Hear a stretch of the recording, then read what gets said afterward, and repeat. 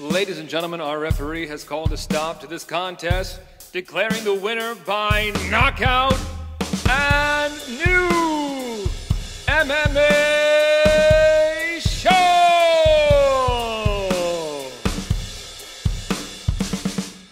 Greetings, ladies and gentlemen, and welcome to another exciting round number 50 of And New MMA show. I'm your host, Michael Hansen, and I do all kinds of wondrous things using microphones because I'm a ring announcer and cage announcer, and I'm joined this week by my two friends for the 50th episode. My buddies bring MMA punditry to new heights. Introducing to you first, from New York, Mark Priaulx. What's up, bud? What's up, boys? I forgot it was the 50th episode. I feel strange that I don't have a little alcohol to cheers to us for 50 because 50 is pretty fucking awesome. But water cheers it is in the Mummy hologram cup. Cheers to us for making it to 50 and many more. I barely made it to this episode today because my day was so damn crazy. But here we are, ready to do the damn thing. Let's go. All right. Introducing next, from Florida, the Sunshine State. He is the Nicaraguan Nightmare, Omar Artola. What's up, my friend?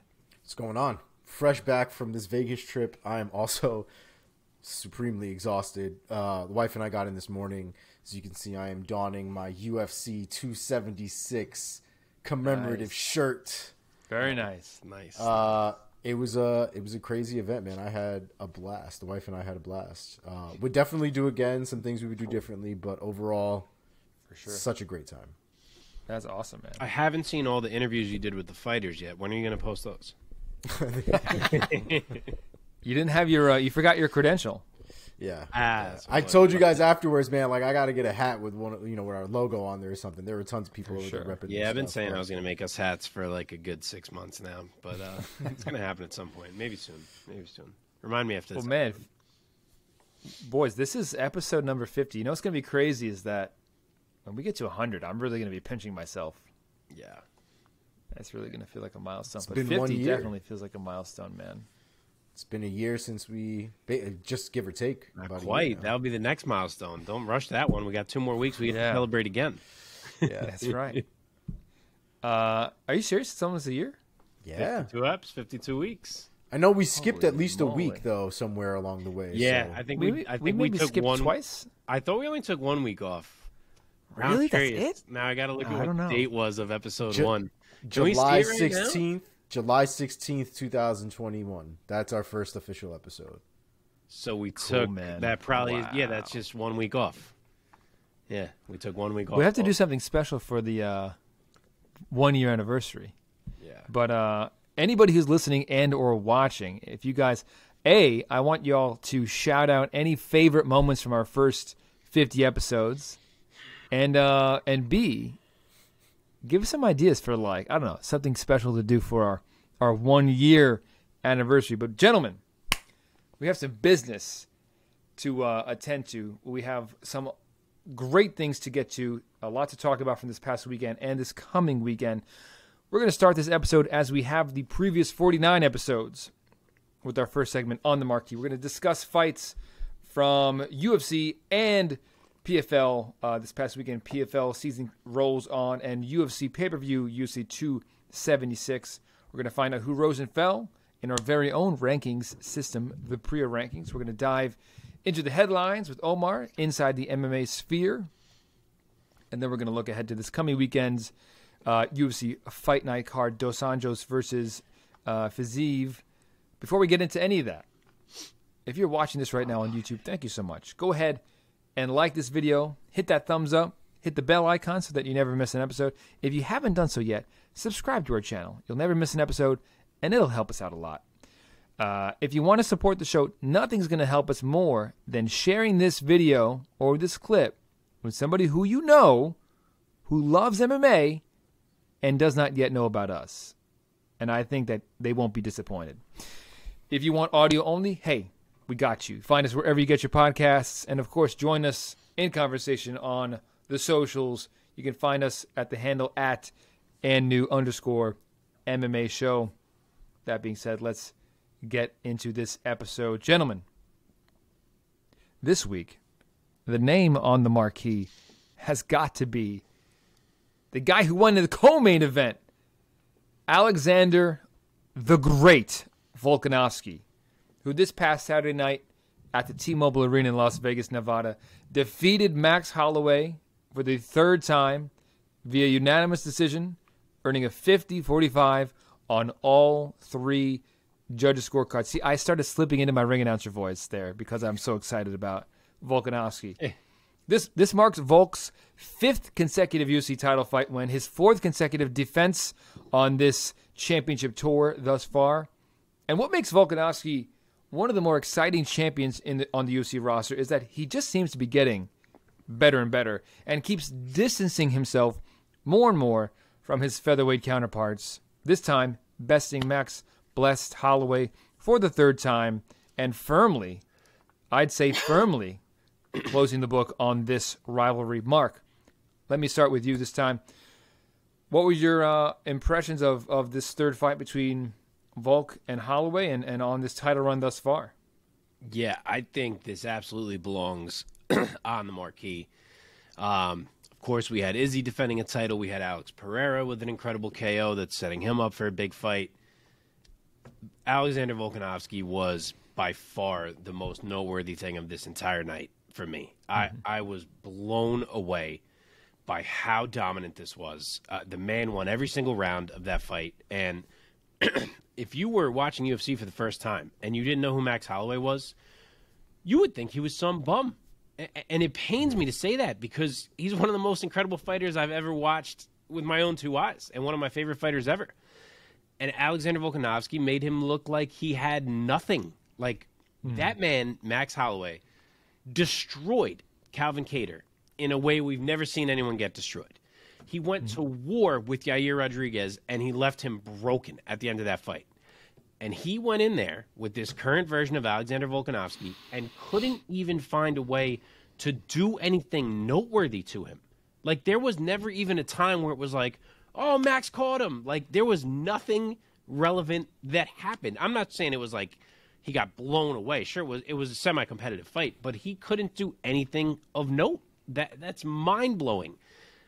But it was a masterclass from Alexander Volkanovski. He has ascended to being the number one pound for pound fighter in the world, in my opinion. I love Charles, but I don't think he's quite there yet. Izzy's obviously great, but his recent performances I don't think are on the level that Volk's have been.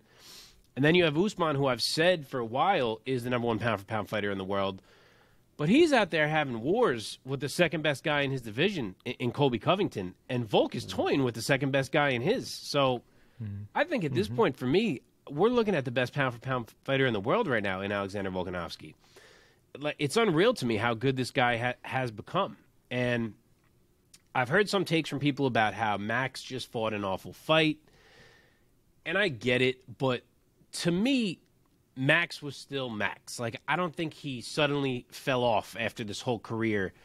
I think this was about Volk. I think Max went in there and was expecting to be standing across from one guy and instead was standing across from a whole other guy. And I get it that he fought Volk twice already. So he's probably sitting there thinking, as good as Volk looked against Brian Ortega and against Zombie, Max is like, like, I've already fought this guy twice. He's not going to do that to me. Like, I know his game. It's hard to accept that a guy has gotten this much better. But I think that he has in only a few fights. And I think Max went out there expecting a certain fight, and he didn't get it. And I think Volk just had his number from jump, and that Max could not find a way to make his game work. I think he was too thrown off. I think he was searching for answers. I think Volk made sure there were no answers, and Max just was too unprepared for what Volk was bringing to be able to figure out a way to change his game in a way for it to work. So I guess if you want to say that's the knock on Max, that he should have been more prepared, sure. But I think that was really all about Volk. And then we find out that he fought the last 3 rounds of the fight with a broken hand, which is even more insane. Yeah. So I'm blown away. I really am. And one more thing. We also found out that USADA apparently woke Volk up twice while he was sleeping prior to the second Max fight. So that is some sketchy shit, man. You don't know what's connected or not, but a lot more in this world is connected than people think on the face of things. So who knows what was connected there or not. That's some sketchy shit. But maybe that's why the second fight was so much closer than the first one was and this one was. But either way, Alexander Volkanovski is the king of the world right now. As somebody who has stood shoulder to shoulder with officials from state agencies and commissioning bodies, they don't give a shit about Jack. They really don't. So it doesn't surprise me that somebody from USADA, from some government agency, is knocking on, the featherweight champion of the world's door at 3 a.m. or whatever time it was, because they don't care. They might not even be aware of who he is or his accolades. They're just like doing their job. So anyway, that should be like a rule though, like not the night or morning of the fight, like of the fight. That's crazy. And not to mention, and I want to add this, Volk took melatonin the night before to get a full night's sleep. So apparently they woke him up in the middle of however that process is supposed to work. And so he talked about how it kind of felt like being drunk when he woke up because that melatonin was still kind of in the process of working. And so it wasn't even just they woke him up, he took a piss, he went back to bed. The problem was he woke up, he had already taken a piss, so he couldn't take a piss right away. So he forced him to drink water until he had to take a piss. And then it was, you're talking about hours at that point that have gone by. And in the middle of a sleep that he's not going to get back at this point, right? Because, so much time has gone by, shit's got to go down. So, yeah, it sounds like it really fucked with him. You. That's a mental fuck, too, because your whole routine is off. You're going in there thinking, shit, did I not get enough rest? Is my body not going to be right? Yeah, that's a mess. You got to have some kind of communication with the fighters of what time are you going to sleep, and that way the window they're going to be awake for you to show up. Well, first of all, I think 4 a.m. is fucking ridiculous for everybody. I think that's when they showed up was like 4 or 5 a.m. or something like that. Crazy. That's madness. I don't think that's necessary by any stretch of the imagination. But anyway, sorry for the sidebar. Yeah, no, it's important. It is important to the story. Yeah, but Omar, keep going and give your overall assessment of Volkanovski's performance and this third fight in this now, closed rivalry. Yeah, I think is by far one of the best performances Volkanovski has put on. I know that we've had that terrorism event with Zombie and what he did to Zombie in those rounds. But at the end of the day, I think Holloway and Zombie are two very different tiered fighters at this point. And for him to do what he did to Holloway, the way that he did it, and essentially not take any damage, while still pushing forward, while still pushing the pace, while still causing damage, is very different when you juxtapose it to Izzy's fight and how Izzy likes to stay laid back, doesn't really take a lot of chances, sort of does enough to point his way through the fight. Volkanovski is go, go, go, go, go from the moment the bell goes. He busted up Max's face when Max was trying to come in. And I think what was interesting was Max didn't have any answers for him. There was a lot of frozen moments from Max in that fight because he didn't seem to know how to adjust to whether it was the pace of Volkanovski, whether it was the forward pressure of Volkanovski, whether it was the actual damage that was, those punches look like they suck. So, it could be all of those things. It could be one of those things, whatever it was. It really threw Max off of his game. And while he still kind of looked like Max with his forward movement and trying to, catch a 1-2 in there and things like that, a lot of that seemed to just be a way for him to find something that was comfortable. And I don't think he ever got that throughout that entire fight. Volkanovski seemed to continuously be one step ahead. And he just looked dominant. And honestly, I would argue that was a blowout. That might be the definition of a blowout. Short of, I guess, all 10-8 rounds, that was a very, very dominant championship performance from Volkanovski. I'm lucky. My wife and I think are lucky that we were there to watch that shit in person because I've never seen Volkanovski fight in person. And I will tell you something about Volkanovski. That man is tiny. That man looks like a thimble. 5'6". Dude, he looks so small, but he looks so effective in that cage against somebody like Max. And it kind of looked like Max was trying to adjust to his height too. I don't know if that actually plays into Dude, I was saying that last game. week. I think the height factors into why Max has a hard time hitting him because he has to punch down at him. Yeah, and even when he's like, when his stance is lowered, when his knees are bent and stuff like that, he still seems like he's too high to hit Volkanovski. And I think that was something that I saw in person that I don't think I've ever really noticed on camera. But Volkanovski is small, man. But Jesus, he is arguably the best active fighter on the planet right now. I said it last week that Volk has gotten to a level where he seems to just be fighting perfectly. Yeah. I'm not going to say he's the perfect fighter, but he is fighting perfectly. Yep. He doesn't seem to ever make a mistake. He never puts himself in a precarious position. His defense is so good. His offense is so good. Man. And really, he's a fucking pleasure to watch, man. He really is. He's just kind of mind-blowing how fucking good he's gotten. I just want to add, I think part of what the issue was for Max was that it's the first time he's ever been in a fight where he was truly worse everywhere. Like, first off, Volk won a kickboxing match with Max Holloway. He didn't even wrestle. Yep. Secondly, Max is very used to being the better striker. In almost every fight he's ever in, he's the better striker. The prior Volk fights, he was at least a good enough striker that at any moment he was like, all right, I'm about to get the advantage. Then he's had the occasional fight, like the Yair fight, where Yair was so nasty on the feet that Max was like, you know what, fuck this, I'm going to wrestle. And he did. And this fight, I feel like, was the first time where he was like, wow, no matter what I do, I am still losing the striking. And I also can't wrestle because I'm not going to be able to get him down and hold him there. Yeah. And I think that's what, like, kind of froze him. Like, he was just like, I literally don't know what is going to work right now. And I think that's why he looked atypical for Max Holloway. Yeah, I agree. It's not an easy feat to make Max Holloway look average. Yeah. And that's exactly what he did, because Max Holloway is the furthest thing from average.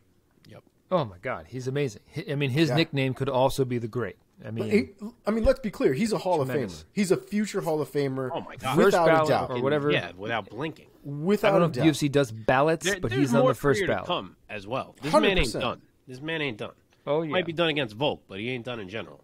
But good guy. Volkanovski, offensively, he has the power. He has some of the best power in the featherweight division. He has tremendous hand speed. I mean, kicks, punches, he has it all. He can wrestle. Defensively, he both has amazing movement, and he rarely gets hit. And even when he does, he's so compact and strong that he has a great chin. And I have hardly ever seen him rocked. Yep. So he's just a tough out for every single person in the division. That being said, let me segue into where these two gentlemen can go from here. Volkanovski, there's a lot of talk about him, going up to lightweight, I think. Mm-hmm. That being said, I mean, looking at the roster of fighters at 145, and outside of Max Holloway, Brian Ortega, aren't a whole lot of names that he has fought. Chan Sung-jung, he's fought. He hasn't fought. Josh Emmett, Arnold Allen is there. Movsar Evloev, undefeated, is there. Hasn't fought Kattar. I don't know if Kattar's going to get there. Hasn't fought Giga Chikadze. Yair is there. Bryce Mitchell, undefeated, 15-0. He's coming up. So there's a lot of meat on the bone still for Alexander Volkanovski. So Omar, let me throw it over to you first. Put on your matchmaker hat. The champion at 145, Volkanovski. What would you want to try to steer him towards right now if you were the matchmaker? So there are people that he hasn't fought at 145 at this point. That's a given. The reality is, though, is 145 needs to shake itself out, because I don't think the guys that are under him at this moment, I don't see them as people who are deserving of a title shot at this point. They can get a title shot, I guess, by default, because there isn't anybody else, and Max Holloway has essentially been obliterated from this point of, as far as this title run is concerned. But I just think that there's more work to be done within the featherweight division without Volkanovski, and Volkanovski should be called upon once we get a clear number one contender. I love the idea of him defending and fighting 145 and 155. And I think I love it because I think he can do it. And I think he can stay active between the two divisions. And I think that's something that we still, to this day, with all this champ shit, haven't really seen, with the exception of Amanda Nunes. And even Amanda Nunes has had a problem doing it because featherweight basically doesn't exist. So even though she could do it, she's not doing it because there's no one there. This would not be that. 145 and 155 are probably two of the most stacked divisions in the UFC, arguably.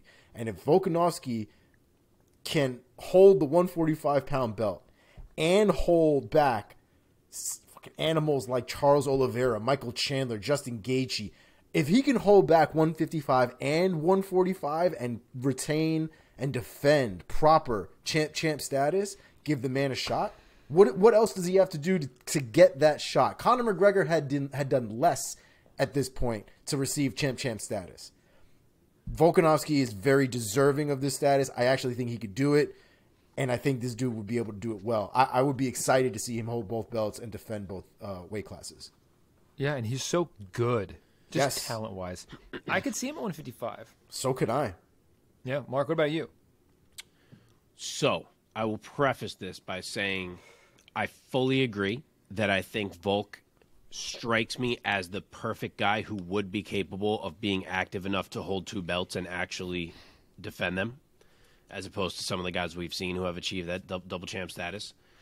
I fully agree that he is deserving of a shot at becoming double champ if that is what he wants. I do, however, think timeline-wise, we're one fight too soon. I don't think it's the right time to do it right now, simply because I think that Charles versus Islam should be happening first. I think there's too much buzz behind it. If it does happen, it's not going to happen until late in the year. Obviously, Volk is going to fight before waiting until spring or whatever it would be to fight the winner of that. I just think that fight needs to happen first. And I swear to God, I will say this right now. If there is a lightweight title fight that does not involve Charles Oliveira, I'm going to lose my fucking mind. Like, I know Charles has said he doesn't want to fight in Abu Dhabi against Islam, which is what they wanted to do. If I see Volk versus Islam for the lightweight title in Abu Dhabi without the goddamn champion Charles Oliveira in the fight, I'm going to fucking lose it. I am going to put on a epic rant on this show. It's going to get 1 million hits on YouTube because I'm going to be my mind. It better not happen. With that said, I think we got to do Charles versus Islam first. And like you said, Mike, I don't think the man has cleaned out featherweight at all. Is he deserving of a shot at being double champ? 100%. I just said he's the best pound-for-pound fighter in the world right now. But, A, he's never fought Yair Rodriguez, and Yair's ranked number 3 right now. He's fighting Brian Ortega. If he wins that fight, and he does it really impressively, I don't see why we wouldn't make Volk versus Yair Rodriguez. It seems kind of perfect to me. If he doesn't, I understand all those rest of those guys. They kind of got to earn it a little bit more. But you do have Josh Emmett hanging around, like you said. And you have 3 dudes who are undefeated coming up. Bryce Mitchell, Arnold Allen, Movsar Evloev. You could even add, say, 4 dudes if Ilia Topuria is coming back to featherweight. Like, there's a lot of action coming up at featherweight. And I get it. They got to win another fight or two. It wouldn't be crazy if Volk goes and takes a lightweight fight. I get all that. But featherweight is far from empty. So, to me, I think that the move for Volk is either fight Yair if Yair wins this fight, or if Yair doesn't win this fight, obviously he wouldn't fight Ortega again this soon. Maybe you just take the Emmett fight for now, or maybe if you want to test lightweight, but you got to wait for Charles and Islam, come up and fight Chandler or something like that. That'd be fucking awesome too, and I would sign up for that in a second, and that could headline a pay-per-view easily in a second. Oh, yeah. So maybe take one lightweight fight that isn't for the title. I don't hate that either. But I think either way, he's one fight away from fighting for a lightweight title. Just want to illustrate just how stacked featherweight is right now in the UFC. These aren't the actual UFC rankings, and nor are these our Priaulx rankings. I'm just sort of looking at the upper echelon of 145 pounds. Only 3 guys in the upper echelon at 145 pounds have more than 3 losses. Max Holloway has 7. Kattar has 6. Chen Sung Jung has 7 losses. Everybody else has 3 or fewer losses on their record. Volk has 1. Ortega still only has 2 losses on his record. Max and Volk. Josh Emmett is 18-2. Arnold Allen 18-1. Evloev undefeated.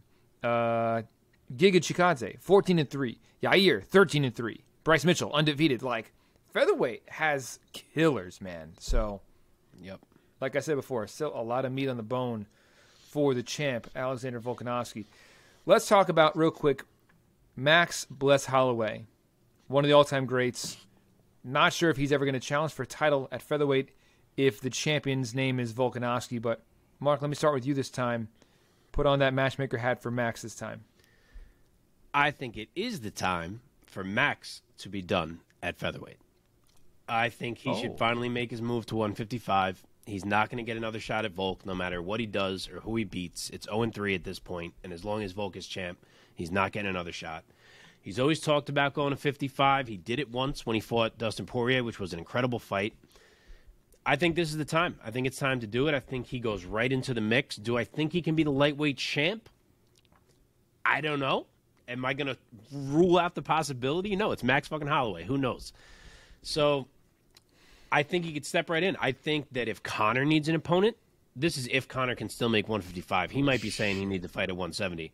But I think if Conor needs an opponent when he comes back, that's an awesome fight that people have been talking about for years. It's a great rematch. A great time for that rematch. Right? Man. Like, it works right now. And if that's not the case, and Justin Gaethje's not going to fight one of these young guys, which it's sounding like maybe he's not going to do, fucking put Holloway and Gaethje in a cage. Who's saying no to that one? That one was supposed to happen, too, at this point, wasn't it? Or am I remembering? No, it was Khabib. It was Khabib. Yeah. Now, jog my memory. When Max fought Dustin, was that a short notice thing?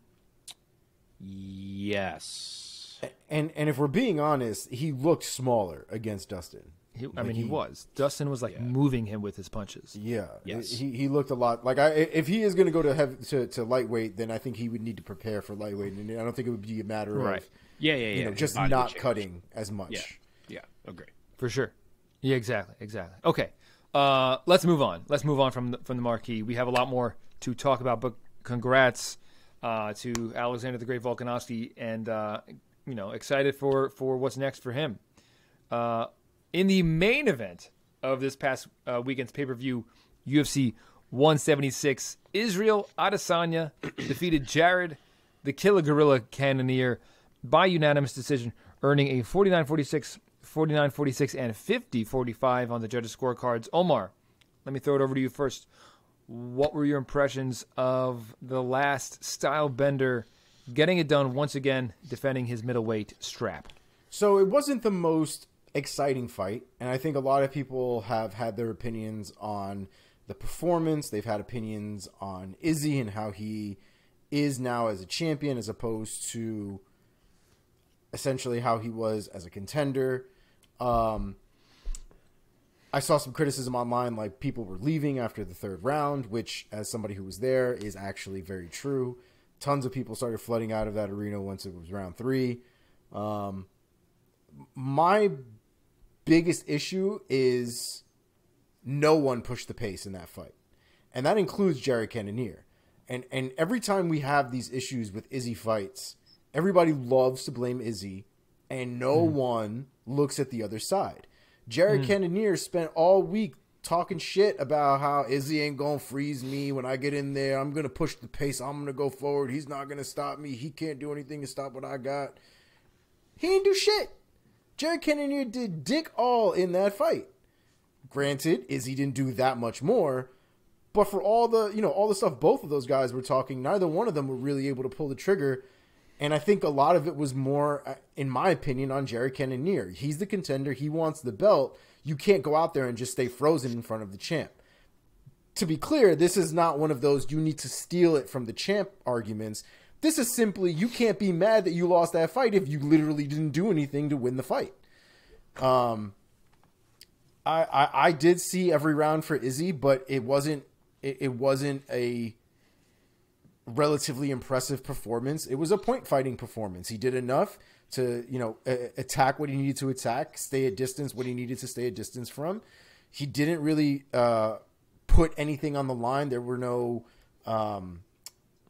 moments there where anybody was really in trouble. I don't even think he ended up, rocking Cannonier by any stretch of the imagination. He might have had Cannonier off balance every once in a while, but for the most part, it was kind of like a very hard sparring session.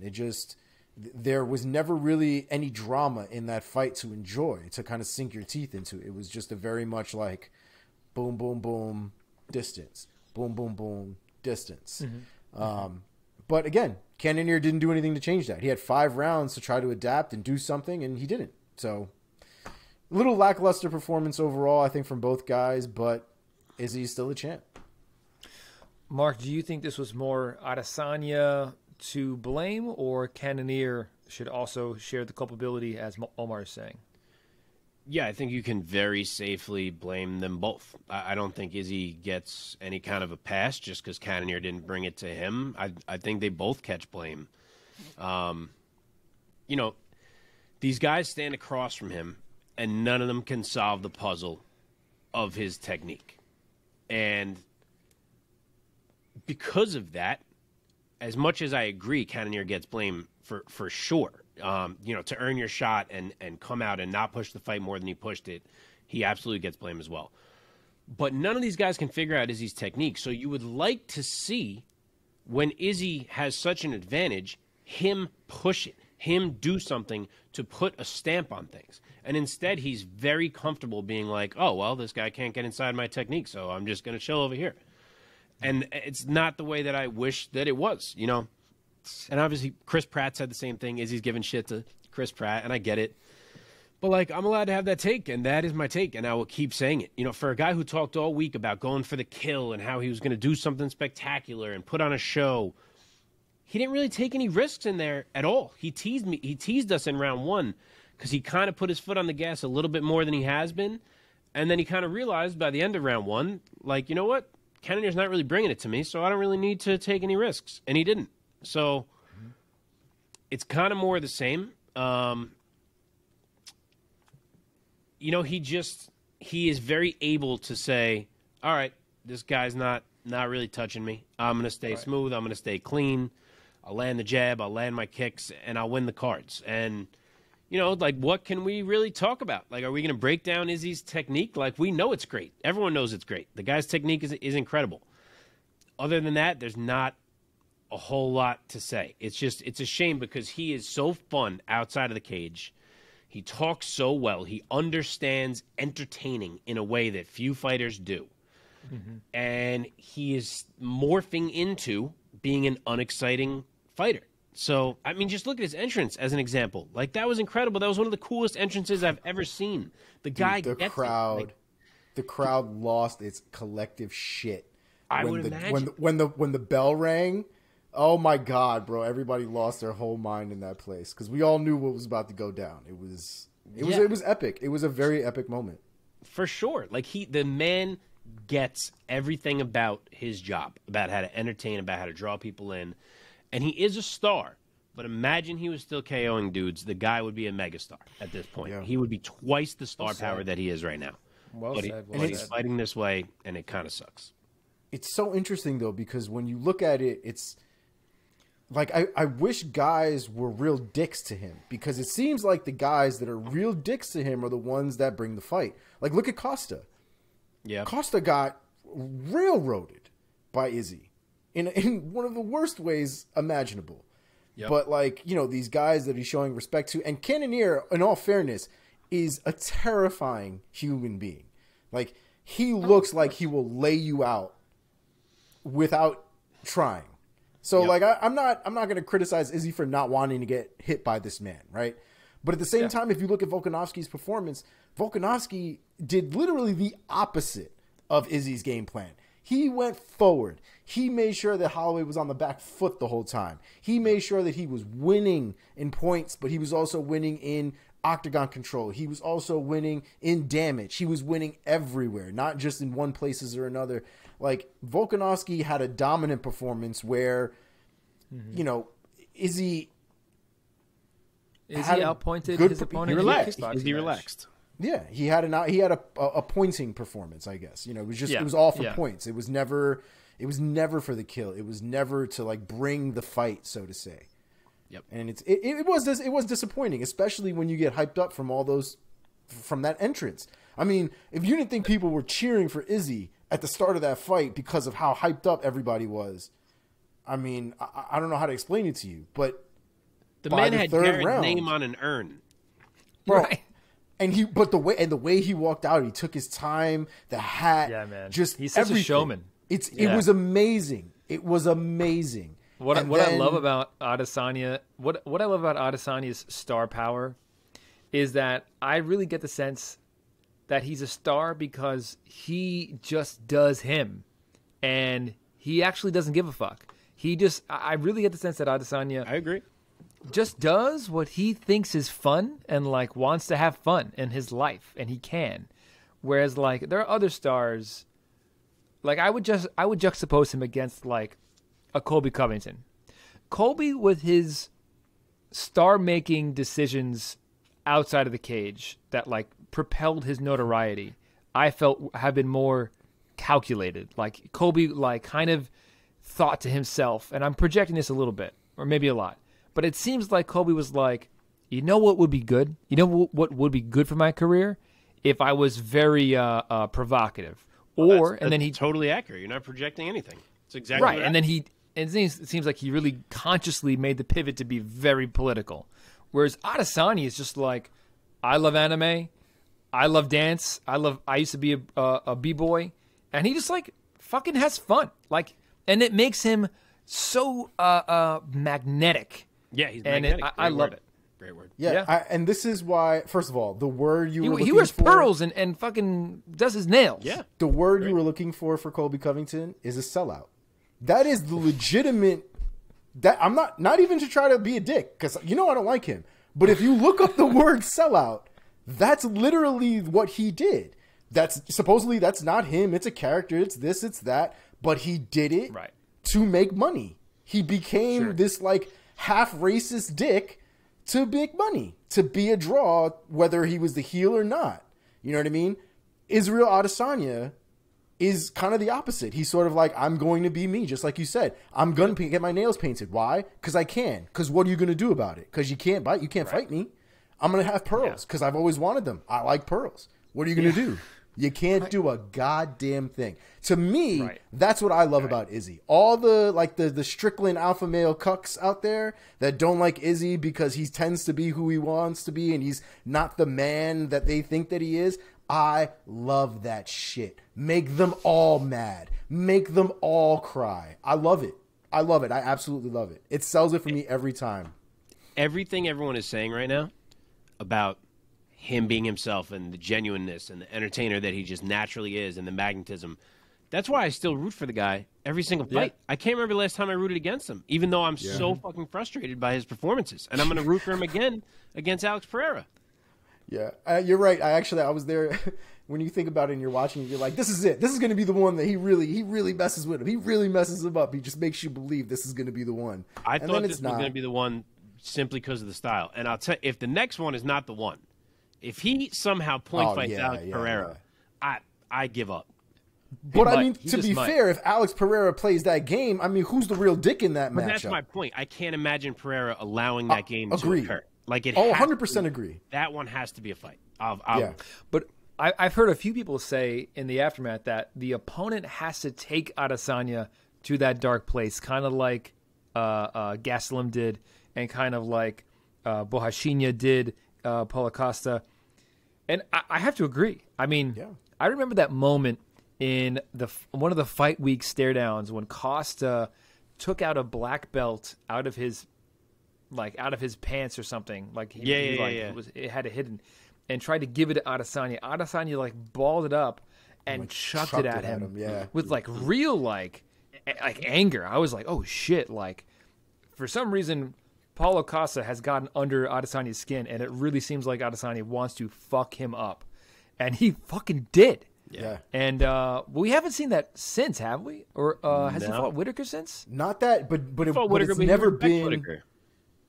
But it's never been that kind of animosity. The guys that he really has like animosity with tend to be the guys that get messed up. Even in that first Whitaker fight, fight against Izzy, he did not like Izzy. He took it. He did not like that dude at all. Right.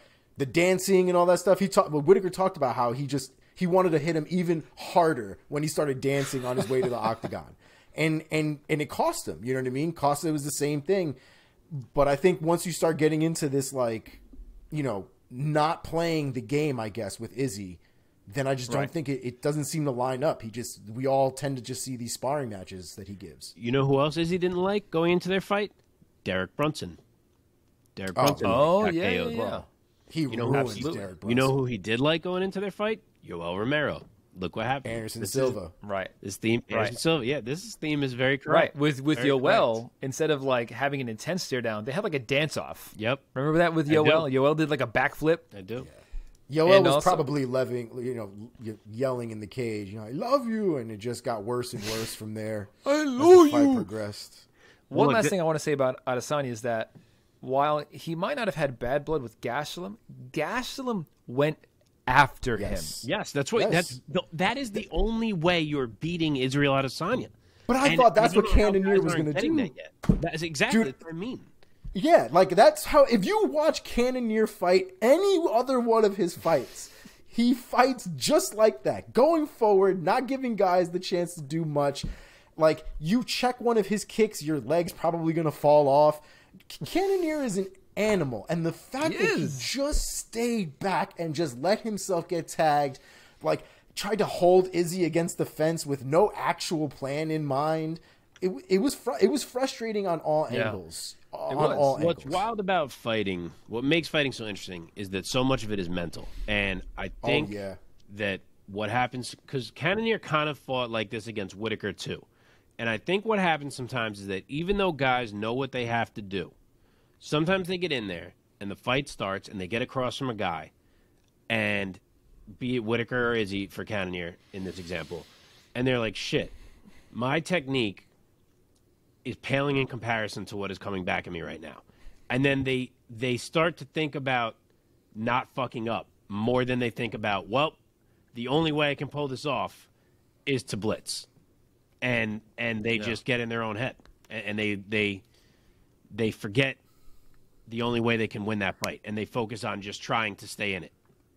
Yeah. Dude, I honestly, I know we need to get to some other stuff, but I honestly wonder if people see Volk that way, where they, when they're in the middle of fighting him, they just go, dude, I cannot outwork this man. Like I just can't do it. He's reaching that point where, I mean, it's only been a couple fights that I've had this feeling, maybe the zombie fight, this fight, but he's starting to feel like a guy who takes your soul in there. Like, you get halfway through the fight, and you're like, what the fuck is going on right now? Yeah. Dude, Zombie looked like his whole future had been taken from him. Like, any dreams that man had, Volk just stole them and walked away from him that night with it. It was, I felt bad for Zombie, because I think we all, including him, had the thought, like, that might be it for you, my guy. Like, you might be done.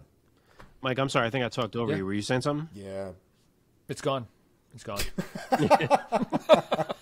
Let's move on. We have a lot more to get to, but it's been good so far. This card is crazy. Let's see. Yeah, we've talked for a while. Going down this card. Shit. Okay.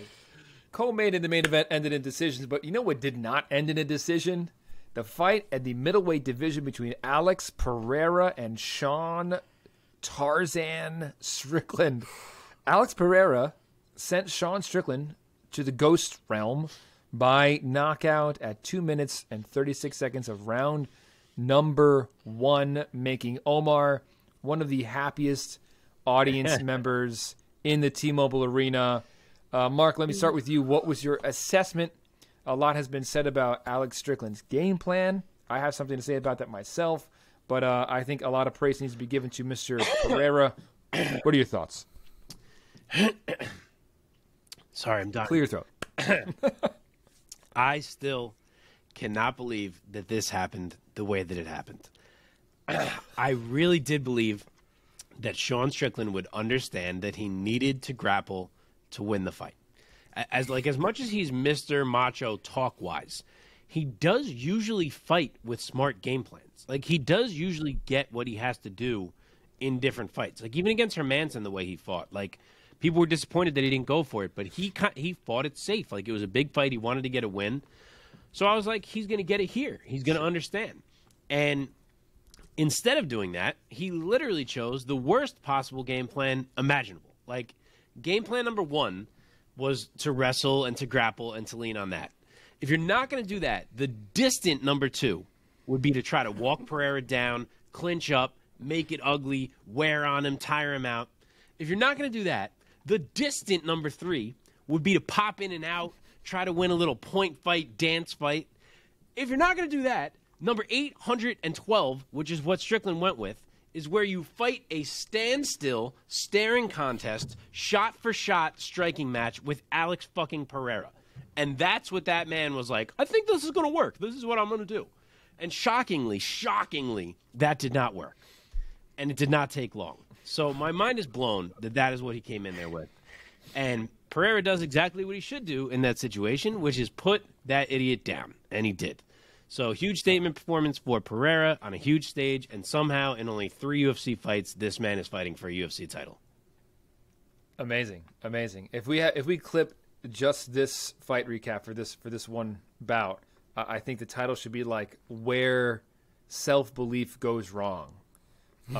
Omar, what was your assessment of, I guess, Sean Strickland's game plan going in and the performance overall, and all, of course, to Alex Pereira's performance? I mean, this made me so happy.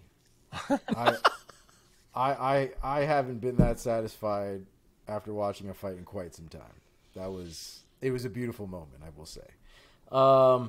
As far as the fight is concerned, I mean, I think even Sean Strickland knows he's kind of a dumbass just in that performance alone. He said it all week, facetiously or otherwise, that the left hook is all that Alex Pereira has. All he's got to worry about is the left hook. If I can, not worry about the left hook, I got the fight. The fight's in my bag. He got hit with a left hook.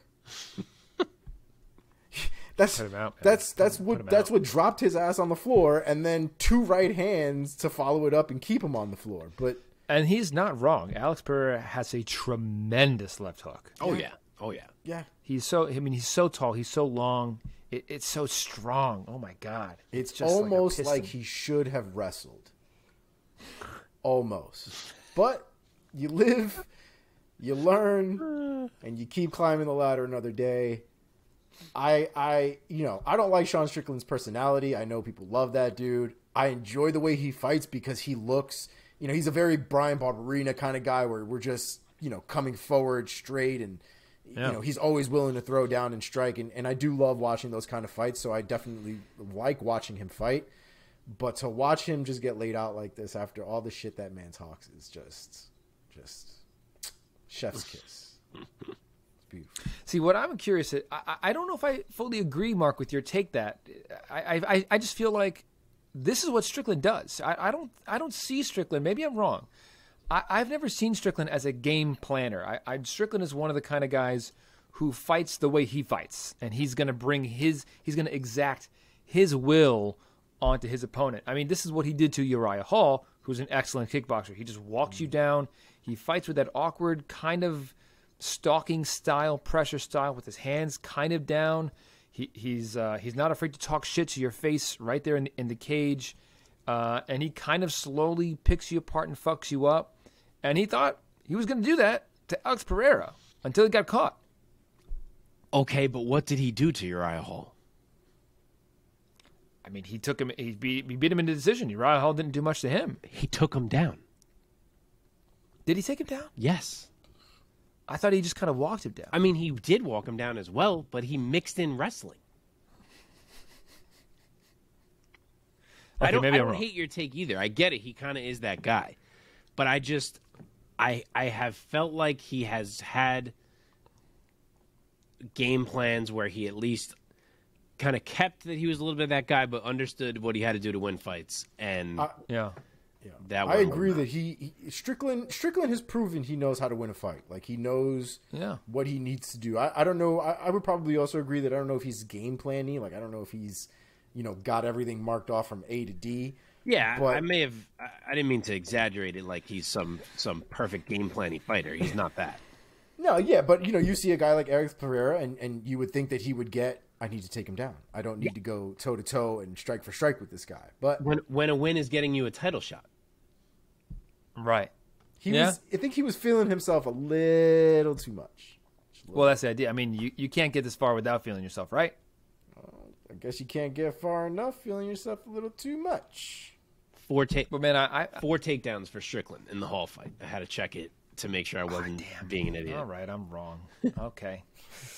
But I mean, I've had mixed feelings about Strickland. Mostly, not all good. I mean, he has had some moments on the mic where he's been kind of like redeeming himself, like the time that I think during a fight night when he was like, "Oh, if I wasn't fighting, I'd be like cooking up meth in a trailer somewhere." I'm like, "Oh man, like come here, like you're good." You're like living your dream, but then there's been so many times where I don't know. He just comes off as kind of brash, kind of a jerk. But listen, I don't think Sean Strickland is out there trying to win me as a fan. I don't think he's trying to win. That's fair. Talk about viewership or eyeballs. Like Izzy, Sean Strickland don't give a fuck. Yeah, no. that's fair. I mean, That's he shows up definitely to fair. he showed up to the press conference in like a white undershirt and jeans and like his keys hanging off of his like belt loop. Yeah. He doesn't give a shit. No. He just like he like lives in the gym and trains and spars 80 hours a week. Yeah. And fucks up a bunch of dudes in the gym people while he spars them. Yeah. He does his thing. And then he goes and he fights and he makes money. Yeah. So good for him, man. Yeah. All right.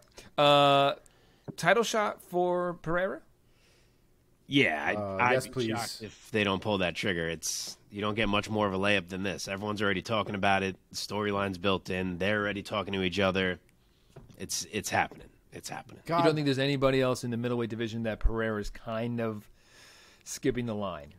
Oh, he's kind of skipping the line. But like, who else is Izzy going to fight? The only other guy on the way up that Izzy hadn't fought was Strickland, and now he lost. So he's got to fight someone.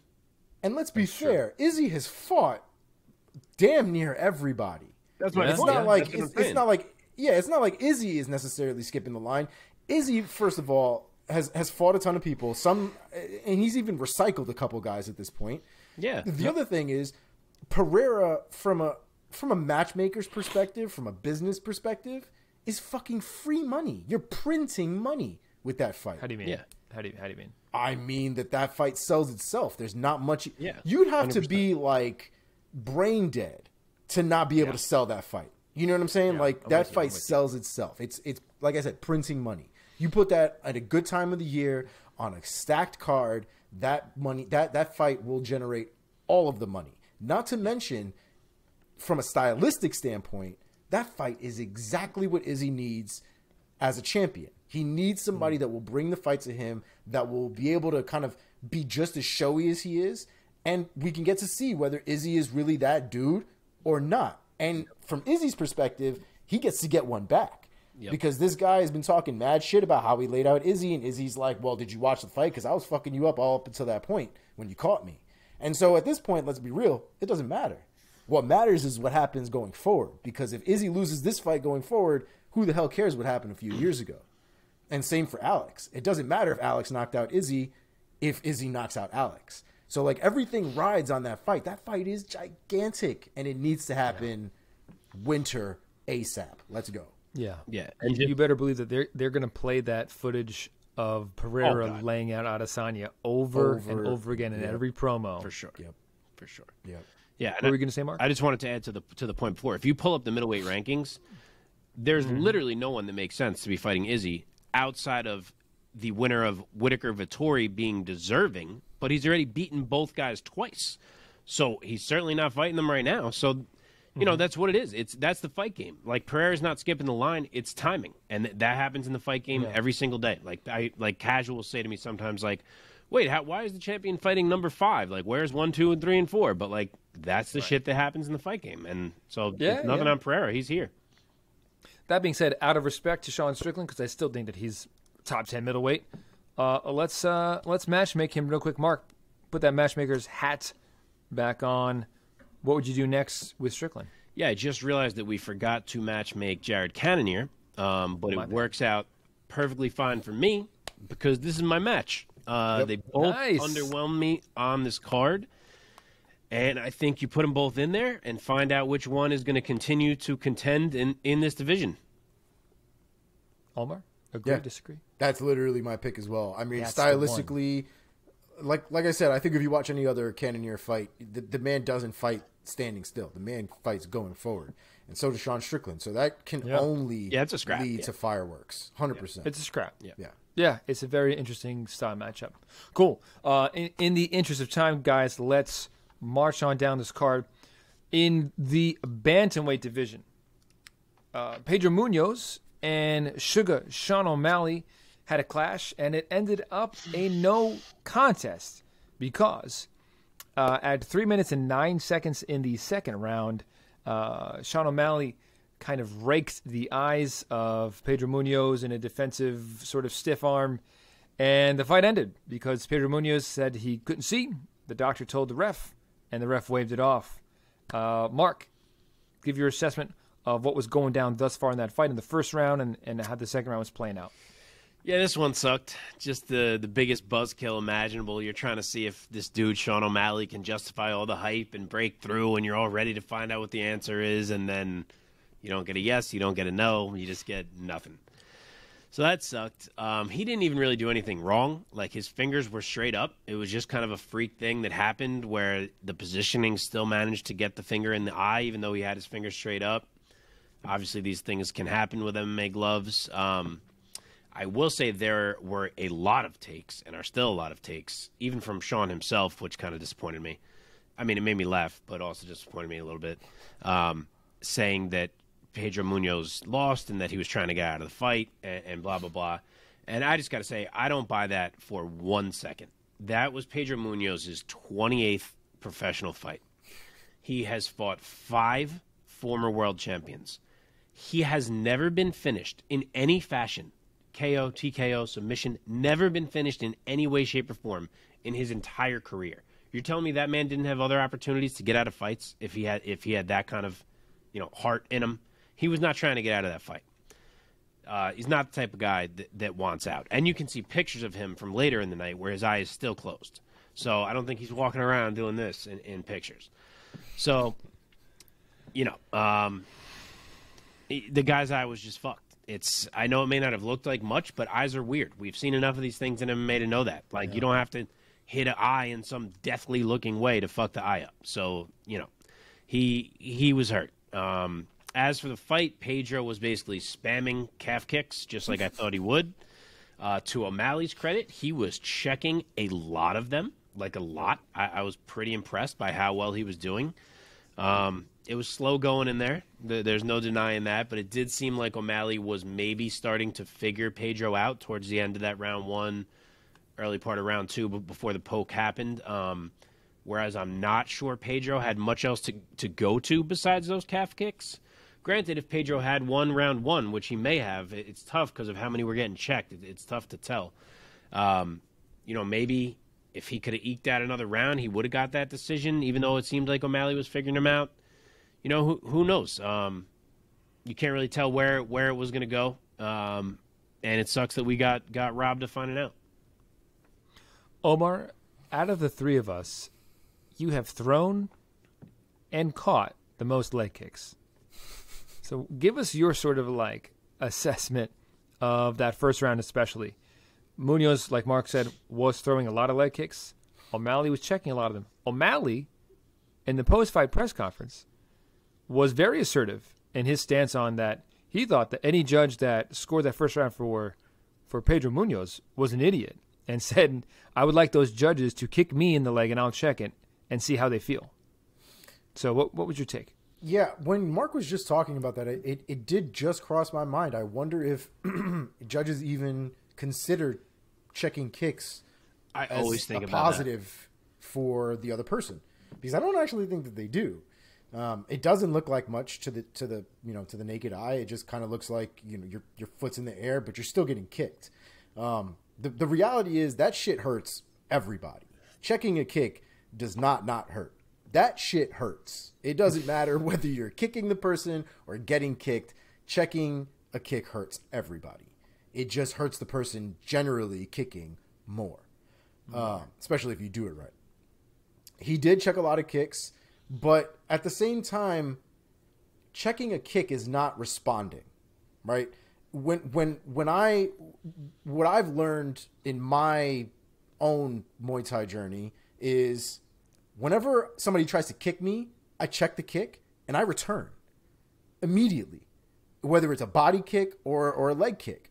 I don't just check kicks and then continue to move around. No one's getting off with a free kick on me. Like, check the kick, boom, return immediately. And it just didn't seem like that was ever on O'Malley's mind. I don't know if you should need 2 rounds to figure out somebody in a fight, right? Especially when you're not changing the tactic, you're not pushing the pace. He was getting leg kicked to hell in that fight. Checking and kick, yes, absolutely. But again, it still wears on his body. Like, it's not like he doesn't feel them at all. And it really depends on whose calves are a little or more conditioned. If Pedro Munhoz has, and he does, have these tree trunks for legs against O'Malley's sort of like branches for legs, it's very possible that O'Malley felt them more than Pedro Munhoz felt them. That is a definite possibility, and it's just more durable. But the reality was, though, that was really the biggest talking point of the entire fight, was really the leg kicks and not much else. It was hard to figure out. I didn't like the take that, you know, O'Malley was running away with this fight, or even that Pedro Munhoz was running away with this fight. The fight hadn't been that eventful, even up until that point. I didn't realize what time there was in the fight, so I didn't know if this was going to go to a no contest or if it was going to go to a technical decision. Because if it was going to a technical decision, I was like, this shit's going to be a draw or something. It's going to end up really weird. Because it really wasn't all cut and dry as I think some people were really making it out to be. Sean O'Malley is going to be Sean O'Malley. He's going to say what he needs to say. 100% finish rate, and I'm still 16-0 or whatever the fucking number is now. But that's neither here nor there. We all know what happened. I'm curious, and I'm curious to know what you guys think. Like, do we rematch that? Do we run that one back? Because I'm still interested. I'm still very much interested in how that fight would go. But do we do that, or do we just give them somebody else? And I should mention that Pedro Munhoz has a scratched cornea. That has been confirmed. So he does have an actual injury to the cornea of his eye. Yeah. So don't give the man shit. Yeah. I've scratched my cornea before, about a decade ago when I was working a summer job at landscaping. Much more embarrassing story than Pedro Munhoz. Yeah. But, Mark, what were you going to say? Yeah, I was going to say that I'm in the same boat. I am intrigued to want to see a rematch. Like, I want to see who figures who out, and if Munhoz really doesn't have anything to offer him besides the calf kicks, and if O'Malley, now that he's been in there, can land a lot more, that he kind of has gotten a feel. Like, I'm curious to see how it plays out if they do it again. My concern, well, first off, I don't know how long Munhoz is out for. O'Malley may not be able to wait. If it's a long time, obviously it's not happening. I also feel like the UFC might just say we're going to go another way, because it was a bit of a staring contest at times, and I think they might say we don't want to risk that happening again with someone who they have as much promotion behind as Sean O'Malley. So I don't know if we're actually going to get to see that one again. I want to respond to Mark's point from before about Pedro Munhoz not taking the easy road out because he got poked in the eye. I have to say, when I was watching in real time, I kind of felt like, man, Pedro Munhoz, he does seem oddly complacent with this situation. Like, he was just kind of standing there. And who was the ref? I think it was Herzog. Was like, you have time. Hey, you have time. Yeah. Let me get you a cold wet towel. He's like, no, very specific, cold wet towel. And he like didn't want the towel. Juxtapose in the main event.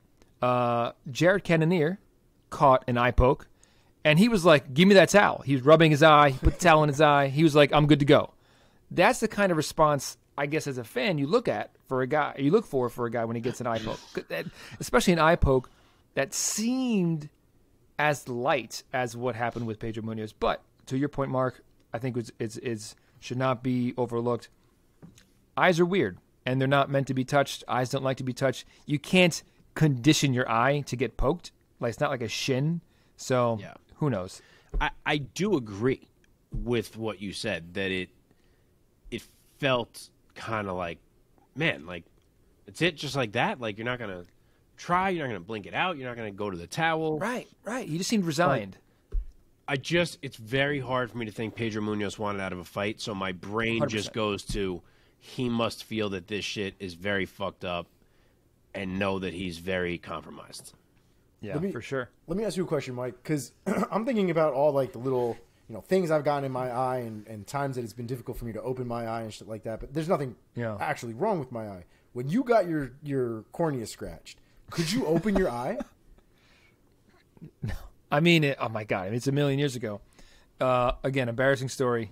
Working for my cousin's landscaping business when I was like 20, I had a weed whacker, and they didn't have enough eyewear to give me, and they were like, "Michael, just go weed whack behind these apartment units."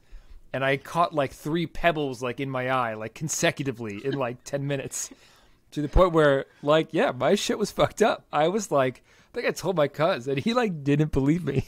I was like, dude, my eye is fucked up. I kept like shooting pebbles into my eye from this fucking weed whacker. And I went to the eye doctor, and he, put me under like the microscope thing, and he was like, you have a scratched cornea. And he gave me some drops, and like over the course of a couple of days, like it kind of slowly felt better. But initially, I like could not open my eye. It felt like there was a splinter in my eye, which there wasn't. He was like, it's just a scratched eye. And that's what I'm wondering, because at the end of the day, the thing that keeps going in my head is the only person that actually knew what that felt like was Pedro Munhoz. And if Pedro Munhoz was like, this doesn't feel right, I know what it's like to get poked in the eye. That's not what this is. There is something wrong with my eye.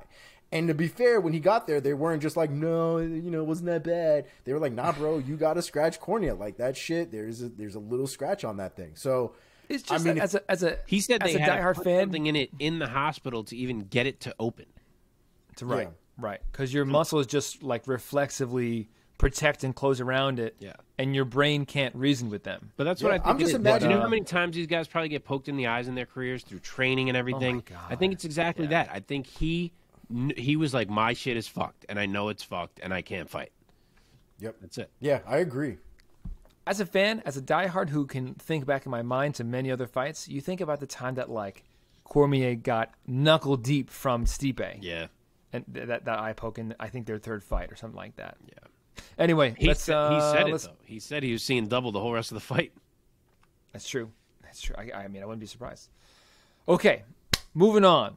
Not so much a fight recap, but a very extra special moment that happened at UFC 276. Guys, we have a legend of the sport who is finally walking away on the preliminary card on ESPN, ABC, and ESPN Plus in the welterweight division. Jim Miller defeated Donald Cerrone, and then after the fight, Donald Cowboy Cerrone, longtime UFC vet, he put his cowboy hat down on the canvas and put those MMA gloves, laid him down with the cowboy hat, and Donald Cerrone has officially announced his retirement. And I just want to get your guys' reaction to this news. Omar, how about you go first? So this is another one of those moments where I was super grateful to have been there live for. The other retirement that I could think of that I was there in person for that meant something to me at the time was the retirement of Patrick Cote. That I've loved Patrick Cote. And for those of you who may not know who that is, I definitely recommend you look him up and you Google him. He was a really fantastic fighter, and so I was grateful to have been there for that moment. But, Donald Cerrone for me was one of the guys that I started watching when I first started watching MMA, specifically because of his Muay Thai and because of how he fought. I can't tell you how many. I mean, I played one of those UFC games, UFC 3 Undisputed, for those of you who might know what it is. I played UFC 3 Undisputed way too much as an early 20-year-old, okay? I was ranked in the world, I think, at one point. I used Donald Cerrone like if the man lived with me, okay? I used Donald Cerrone all the time. I loved using him in the game. I loved watching him on TV.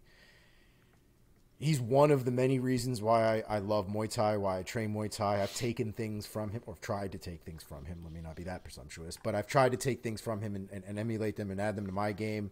Bro, we could be here for hours and I could just, talk about Donald Cerrone, but it is somebody that I think will be missing the MMA world. I think he'll still be around in certain aspects, but never to see him in the octagon again is a little rough as a fan. 100%. I think it's well deserved though. The man has had an amazing career. Go get those movies, Donald. I will watch them. I have watched worse movies. I got you, son. I got you. I will watch them. All love to Donald Cerrone, and I appreciate all the fights that he's given us throughout the years. Mark, give us a word on Cowboy Cerrone and him hanging it up. Yeah, obviously it sucks to think about the fight game without Donald Cerrone in it, but I was happy to see him do it. I think it was evident exactly what he said. It was evident that he wasn't getting up for it the way that he used to. His heart wasn't in it the same way anymore. And when that's the case, it's time to walk. So I'm happy he did it rather than – I know he wanted to get to 50 fights under the it's not the Zuffa banner anymore because obviously it's owned by, what is it, Endeavor now? But 50 fights under the WEC, UFC banner. He would have needed 2 more. This was 48, which is insane to think about. So I know he wanted to get to that, but I'm glad he didn't push it. It didn't feel like he should. I think this was the right move. I was happy to see him do it. Happy to see him standing in the octagon with his 2 kids in his arms and cowboy hats. Happy that my man Omar got to be there to see the moment. But, yeah, I mean, what can you say about this man? The walkout music, every time it hit, the iconic walkout, just the image of him in the cowboy hat, an absolute legend of the game. Definition of must-see TV. He could finish a fight anywhere, in any way, down to fight anyone at any time. The most down to fight anyone at any time fighter that we've ever seen to this point in the fight game. His Muay Thai was picture perfect. His jiu-jitsu was disgusting. His head kicks almost reached a Mirko Cro Cop level of being feared. Yep. He may rank higher on all-time lists than some guys who wore belts, and he's one of my favorite fighters of all time. Probably my top, 5-10 favorite fighters of all time, maybe the most surefire non-champion Hall of Famer that we've seen in the 100%. UFC. And the game and us will certainly miss Donald Cowboy Cerrone. Just now, to add, real quick, just to add, for those of you out there who may have gotten into the game a little bit later, just 3 fights that just off the top of my head just came up to me just trying to remember Donald Cerrone and just thinking back. Donald Cerrone versus Melvin Gillard. Do yourself the favor. Yes. Donald Cerrone versus Rick Story. That's a fucking video game, okay? That shit is wild. And then last but not least, the murder that was Donald Cerrone versus Adriano Martins. Yep, my God. You want to talk about head kicks and neck kicks? Donald Cerrone brings him out in style in that fight. I recommend everybody go watch those fights. Donald Cerrone, baby. Yeah. One of the great runs in MMA history, man. That run that Cowboy made that really catapulted his popularity among the fans, where he really established his reputation as somebody who was down to fight anybody, anywhere, at any time. Was pretty much anytime he got a win, he was immediately asking to be on like the next card, like a month later, and he rattled off like 6 or 7 in a year or something like that. 8 wins, all the way up to a title shot against RDA, which he lost, and then he rattled off another 4 wins, finishing Alex Oliveira, Patrick Cote, Rick Story in a highlight, Matt Brown in a highlight. Yeah, he had a run of 12 out of 13 wins. Whew. Like, he was nearly untouchable for a while there. Yeah, absolutely, man. Just a legendary career. A lot of memorable moments in and out of the cage. He finishes 55 professional matches with a record of 36-17 with 2 no contests. An amazing record. Really something to hang that cowboy hat on. And he will be missed as a presence in the cage. I think you're right, Omar. I think he might be pretty visible in the years to come. Yeah, we're going to see him front row at a lot of events and get to give him a lot more thanks and ovation. So, hey, man. Donald Cerrone, man. What a career. Man. All right, gents. Let's keep going on with this episode. Let's throw the rest of these bouts from UFC 276, as well as some PFL fights from this past weekend, into what we can call a thunder round. So not quite lightning round. I've fucking given up on you guys with the lightning round. I'm kidding. You especially, Omar. No. All right, let's go. Thunder round. Here we go. Brian Barberena in the welterweight division. Brian Barberena, round 2 TKO over ruthless Robbie Lawler. Mark, go first. Sorry, I was looking something up. Barberena Lawler. What an absurd fight this was. Holy shit, these guys beat the absolute hell out of each other. There was a point in that fight where it really started swinging toward Robbie. It just felt like he was landing harder, landing cleaner. Like, I was kind of sitting there like, here we go. I knew it. I knew Robbie was the better fighter here. Like, it's showing the different levels of skill. And he was. I think he was the more skilled fighter.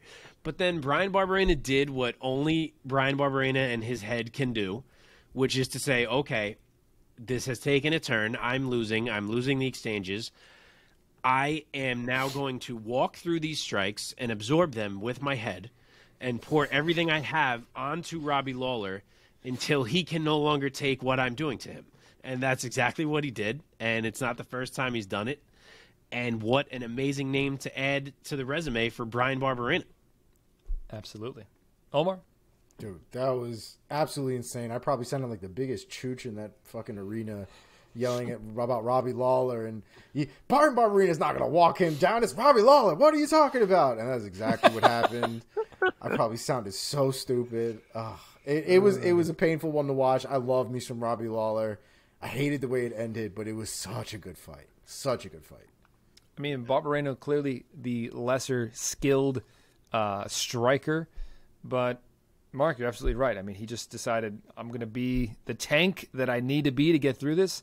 And the strike that changed it wasn't really a strike. He kind of like football, like rammed into Robbie with like a forearm. Yep. That kind of stunned Robbie, and then he just swarmed him. Yep. But man, Brian Barberena, maybe one of the best chins at 170 pounds right now. Yep. My God. For sure. That guy's got that farmer strength. Yeah. Where do you think he goes from here, Barberena? Mark, give us a name at welterweight. I am going to test it. I would like to put him in there with Chaos Williams and see if that chin holds up. Jesus Christ. Oh, my God. That's cruel. Omar? Yeah, I had him against Nico Price. I thought stylistically that was my second choice. That's a cool pick. That. I mean, That's how cool fight, crazy is that fight going to be if they go up against each other? That fight's crazy and wild. I loved it. Two good chins, two guys with a lot of will in there. That'll be a scrap for sure. Okay, let's move on. Jalen Turner, round 1 submission over Brad Riddell. This one ended rather quickly. I think it was under a minute, like 45 seconds or so. Omar, what was your impression being there live? Man, I've been a Jalen Turner kid. I love Jalen Turner. I somehow don't think I picked him in one of the more recent fights, which I don't know why. I don't know what the hell happened there. But I love Jalen Turner. I told you guys, this dude is the real deal. I don't know how far up he's going to go, but he looks so good on the way up. Watching it live was just as crazy as you'd imagine. I was sitting not too far from a group of Australians, and they were none too pleased with the results of that fight. I will say. But Jalen Turner's a beast, man. I would 100% keep an eye out for Jalen Turner in the future. Mark, what's your take on Turner besting Riddell in style? Yeah, Jalen Turner, man. That's what length will do for you. And that is the danger when you fight people as long as Jalen Turner. Like, you can't just be throwing leg kicks without worrying about what's coming back at you, because even though you're at kicking range, those arms will still reach. And that's exactly what happened. Turner was able to counter on the calf kick that Brad Riddell threw, which started the sequence. That's the first thing that hurt Riddell. Jumped on him with the short uppercut that kind of made Riddell duck down, and then boom, guillotine. That's all she wrote. Jalen Turner has very officially arrived, and he looks nothing like the dude that lost to Matt Favola, whatever it was, 4 fights back maybe. Like, this dude has figured it out. He was raw for a little while in there. He's not raw now. He understands his game. He understands his skills, how to use them.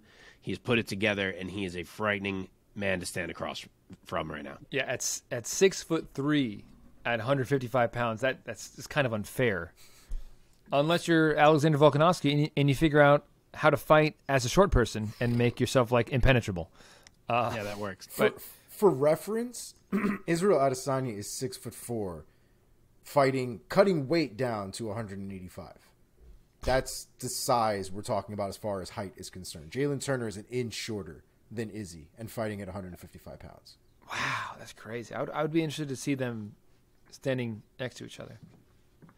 But Mark, you're right. Since dropping that fight to Matt Frevola, Jalen Turner's on a tear, having won 5 straight now. So where would you go with him next at 155 pounds? So he's kind of tough to matchmake for unless you go not in the rankings. Like I could see something like a Bobby Green would be cool, something like that.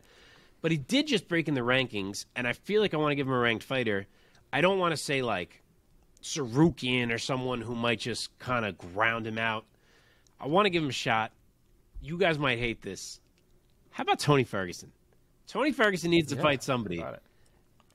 This is a little safer for Tony Ferguson than saying, like, go fight, freaking, Armen Sarukian or someone like that. Like, safer in terms of him having a chance to win, I mean. Sarukian's just a fucking animal. I think this kind of works. Tony and Jalen Turner. That'd be a crazy friggin' fight. We'll learn a little something about Jalen Turner because I'm sure Tony's going to try to put it on him. I like that fight. Of course. Yeah, sure. Omar, you have a name? I don't hate that fight. That was one of the ones I thought about, but I don't know. Would Tony Ferguson show up for that fight? Like, would he actually take that fight? I don't think he would. A lot in a row. You kind of run out of the ability to say no, don't you? Yeah, I'll say that to Joanna and Jacek. That's, you know what I mean? Like, I mean, when you have a name, you have a lot more power than somebody like Jalen Turner, as an example. Yeah, like, Tony Ferguson's still Tony. With that being said, that was on my head, but I thought one would be more interesting and even higher than Tony Ferguson, which y'all might hate. How's it go? The loser of Fiziev RDA. Okay, I thought about it. Yeah, okay. About it. Okay, all right. Hate it. So Fiziev RDA, obviously, for those of you who aren't aware, is happening this weekend. We're going to get into that a little bit more in detail soon. But I think the loser of that fight, fighting Jalen Turner, either way, that's a scrap, and a well-deserving scrap at that. Yep. Okay. I do agree. I like both those picks. Also, don't talk bad about my girl, Joanna. I want to be... I can't do it. I want to be a mother. I want to be a... Stupid. When I'm not laughing, I feel like I do a good Joanna. Okay. Do you guys want to have a name for Brad Riddell or no? No, we'll just do winners. Okay, fine. It's too much. The winners, okay. Yeah. Too much. Good enough for me. In the welterweight division, Ian the Future Gary, unanimous decision over Gabe Green. Mark, go first. I said that I thought this particular matchup would let Ian Gary shine, and boy, did it ever. If you were an Ian Gary hater going into this one, I am very curious if you're still going to try to be coming out of it, because that man put on a goddamn show in this fight. Mm-hmm. He has a very, and this is risky me saying this out loud right now, he has a very Adrian Yanez aspect to him, the way that he rolls with punches and lands so accurately with his own. Omar, don't jump on me. But he reminded me of him a bit. And I give it up to Gabe Green because he's tough and he would not go away. But Ian Gary worked that man. And he showed people why he has the hype that he has. Obviously, he got a KO in his first fight. It was kind of against a nobody. Everyone was like, yeah, okay. Darian Weeks, a little bit of an underwhelming fight. That's why people like Ian Gary, what you just saw. Omar. Yeah, I would agree that he had... The things that I saw that made Ian Gary really stand out in that fight was his ability to sort of manage his distance by being able to back up, slip a shot, and then come right back in with either a 2 or a 1-2, and he did that throughout a majority of the fight. You could compare that to Yanez for sure. I think Ian Gary, his style alone is just so much longer than Yanez has, that Yanez is just a little bit... He's a little bit more in the center, and Gary is just a lot more rangy, I think, than Yanez is. Oh, I agree. I didn't mean the same style necessarily. I just mean the slippiness, landingness. Yes. Yeah, 100%. And Ian Gary was doing it, I mean, at the highest level in that one. He was really slipping and ripping a bunch of different times. I thought it was an actual beautiful performance from Ian Gary. I don't know why I remember Gabe Green getting TKO'd. Maybe that was just how bad it got, and it never really got to the end of that fight. But I could have swore that dude got TKO'd. But either way, Ian Gary's beautiful performance. You got a name for Mr. Gary next at welterweight, Omar? I do. Hit me. I do. You guys might be surprised. You guys might even call this treacherous. Ian Gary versus Miguel Baeza. Oh, okay. Oh man. So you just want to give your boy Baeza a big fight. I think realistically what it is I believed in Baeza. Baeza has not been doing well, and I think at this point he's sunken the ship quite a few times now, where we really need for him to prove that he still belongs to be here. And if you can't put Ian Gary away by any stretch of the imagination, decision, whatever, maybe this isn't where you should be right at this very moment. I love Baeza, but he's got to do something. You can't just be walking around the UFC with 3 losses in a row and getting smashed at the same time in those losses. So I think Ian Gary is a good fight stylistically for him, but it's a fight that Ian Gary could 100% win. Mark, what is in the future for the future? So I was going a very similar place to a guy who actually beat Miguel Baeza, but I was going with Andre Fialho. Similar deal. I think great test. I think it's time for Gary to be in there with someone real. I even considered saying like more of a vet, like a Max Griffin, which sounds a little weird because Griffin just fought Neil Magny, but it was like very random that he got a fight with Neil Magny. Like he's not that level. So someone like that I think works too. But yeah, I like Fialho. I do think we're there with Gary though. I hope the next matchup is like a name where we're like, okay. Same. Yeah, it definitely needs to be a name of merit for sure. Yep. All right, in the middleweight division, Dricus du Plessis defeated Brad Tavares by unanimous decision, 29-28 on all 3 scorecards. Omar, what was your take? Dude, watching this guy live is awesome. This man is an absolute savage. The size difference I thought was pretty apparent. Dricus is a gigantic human being for that weight class. And I thought he was relatively dominant. It was a competitive fight. I think it was a fight that he needed to show his mettle. But I thought he did a really good job in that fight, putting it on. I love watching him in person. I would definitely recommend anybody who has an opportunity to do so. But yeah, fucking Dricus du Plessis with the win. I loved it. Mark.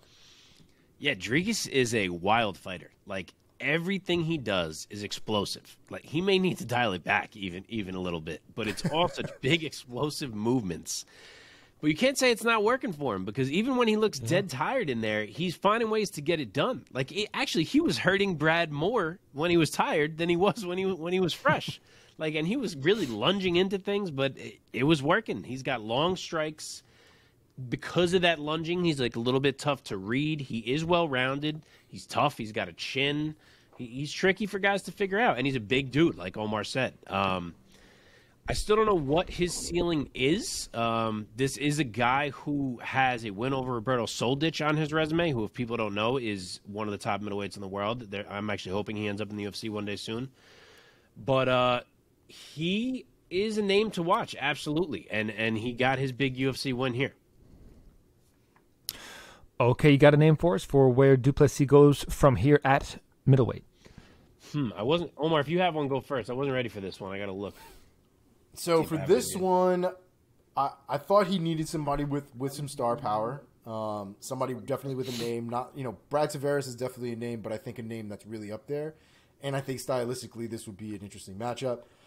I'm going with du Plessis versus Kelvin Gastelum. That's exactly what I just saw. As soon as I saw it, I was like, that's the one.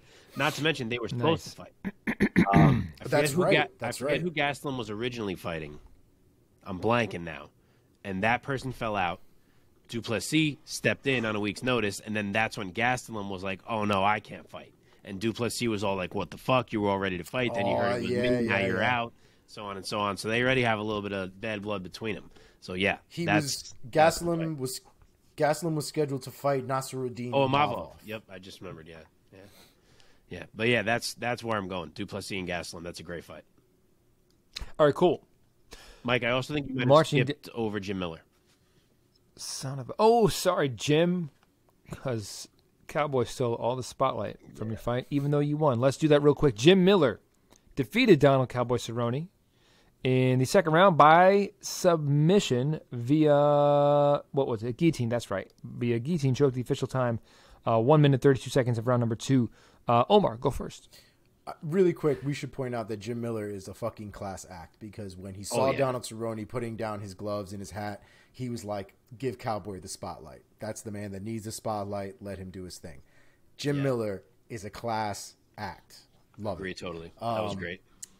Jim Miller is a beast. What can you say about Jim Miller? He's exactly who he's always presented himself to be. The man has been doing this at the elite level, like dealing with Lyme disease, which is one of the craziest things in the world. And for him to continue to pull off these elite level finishes, I think is absolutely fantastic. Jim Miller is a living legend at this point. Whenever he decides to retire, he should immediately go into the Hall of Fame.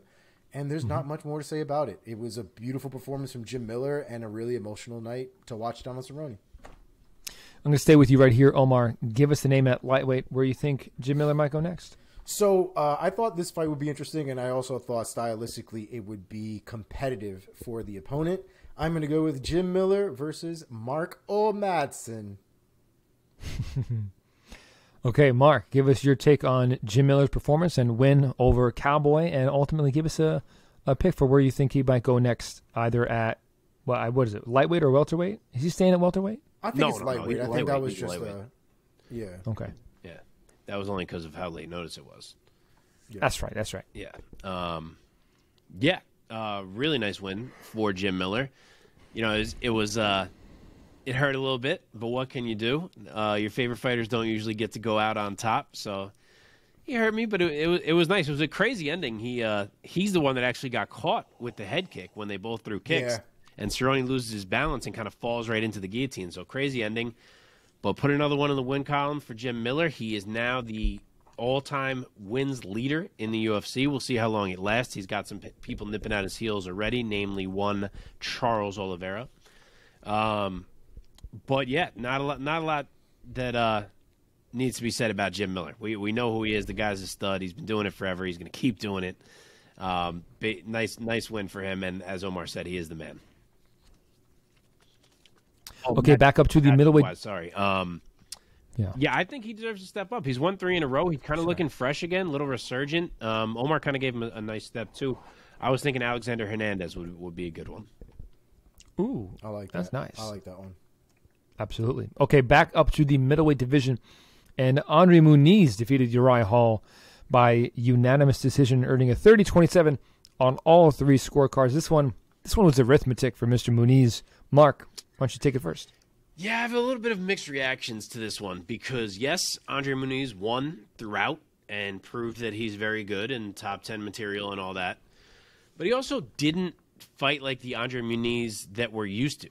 He's usually a very aggressive grappler, and here he was very content to just control and win rounds. So I don't know if it was something that he felt about Hall, or, you know, in some movements that he made where he felt like he was having a hard time controlling him or something, and he didn't want to risk it, or the pressure of being on the big card and not wanting to make a mistake, make sure he got a win. Who knows? But he had a chance to shine here and potentially get himself in a very big fight, and he didn't really seize it. But, of course, a good win either way. Staying with you, Mark. Give me the name. Since he still won the fight, where would you put him next at middleweight? See, now that we just heard this news about Darren Till falling out against Jack Hermanson, how soon is that? Is that very? Dude, that was is that absolutely way too my soon? pick too. That was my pick too. It's the end of July, July 23rd. Nice. Yes, that might be too soon, man. But it's not like he took damage. If he could ever turn around and step into that fight, that would be a way to like re-jumpstart his momentum. He took So no you guys damage are in that unanimous fight. once again. Yeah, he took no damage in that fight. If he can make weight for that fight, I don't know what he walks around at, but if he can make weight for that fight, I 100% think he needs to call somebody and take that fight. That's a huge fight for him to take right now. Huge. Yeah. Disappointing for my guy, Uriah Hall, but we march on with this card. In the women's flyweight division, Macy the Future Barber defeated Jessica Ai by unanimous decision, earning a 29-28, 29-28, and 30-27 on the scorecards. And Jessica Ai hung it up after the fight. Omar, give us your take of Jessica Ai hanging it up and of Maycee Barber's performance. Yeah, I was glad to see Jessica Ai hang it up. I don't think that her skill level has been able to match up with a lot of the elite women of that division for quite some time. She's won her fights. She's made it all the way to the top of the division as far as, a championship performance was concerned. But we saw how that ended with a huge knot on her head and another win in Shevchenko's book. I just think that to continue to fight would be continue to be fighting not for first place. And I don't think if that's really, what she would want to do going forward. And she hasn't looked dominant or impressive in a long time. And I think the fight with Maycee Barber, it kind of showed that she didn't really have a lot of answers for some of the newer talent, the newer, women coming up in that division at this point who have started off from a different point in their careers than people like Jessica Ai, who may have started late in the career learning martial arts. Maycee Barber's been doing it now for a little bit longer as far as her life is concerned. So, I'm glad to see her hang it up. It sounds like she's going to WWE or potentially trying to go to WWE, which I would definitely. I'm all about it. Go get your coins. I don't think you were going to get them in MMA. Go get your coins. I'm all about it. As far as the fight is concerned, Maycee Barber was, I thought, very dominant. She put it on her. The one thing I took away from that fight that I loved, and it might be because I do train, was the framing. Whenever somebody tells you I can't get off the cage or he was holding on to me or all that other whiny bullshit, look at the Maycee Barber versus Jessica Ai fight, because you will see how to get off the cage. You will see how when somebody has you in a clinch, how to frame and move your ass and get off the cage. Maycee Barber did a fantastic job of not allowing Jessica Ai to keep her against the cage for that entirety of that fight, because if it was up to Jessica Ai, she would have just stayed in one spot and not moved and hoped to ride out a decision. Maycee Barber did exactly what she needed to do to not let that happen. I thought it was a beautiful performance. But Jessica Ai retires. It was I think it was a great night for both of them, at least for Jessica to be able to say goodbye on such a huge stage as well. Okay, Mark, give us your take on Barber's performance over Ai. Yeah, I kind of saw that one coming in terms of the retirement. It was starting to feel like Jessica Ai was at the end, had been falling out of some fights, hadn't been having the greatest performances lately. I kind of thought that this might be the one on a big card. I don't get how her strategy was to clinch with Maycee Barber all fight. I would have imagined the strategy to be the opposite, to try to keep distance and use her movement and her supposedly better boxing technique. So I don't know if it was like that she just knew she was retiring at the end of the fight, win or lose, and she was like, let me not risk really exchanging and getting knocked out here. Like, I'll just ride this thing out if I can, and maybe I'll win it. Who knows? I mean, I don't know if it was actually that. I was just surprised by the strategy. But either way, as Omar said, Maycee did really well. Her clinch game is becoming a strength for sure. You do not really want to be in there with her because she does a great job of exactly what Omar was describing. Like, she finds ways to land big short blows. She gets the biggest name win of her career at this point and kind of just keeps marching forward in her progression. Mm-hmm. As for sticking with you, Mark, I can't believe she's going to WWE. I didn't hear that, but I have always found her to be like super cringy. So I feel like that's not a great match. But like, she always tries to say cool things, and instead it's just like, here we go, evil eye, here we go. Like, that wasn't bad. That wasn't bad. I didn't hear that either, by the way. I knew that the WWE news headline was taken up mostly by what's her name? From Bellator. Yeah. Valerie Laredo. Yes. I think it should be.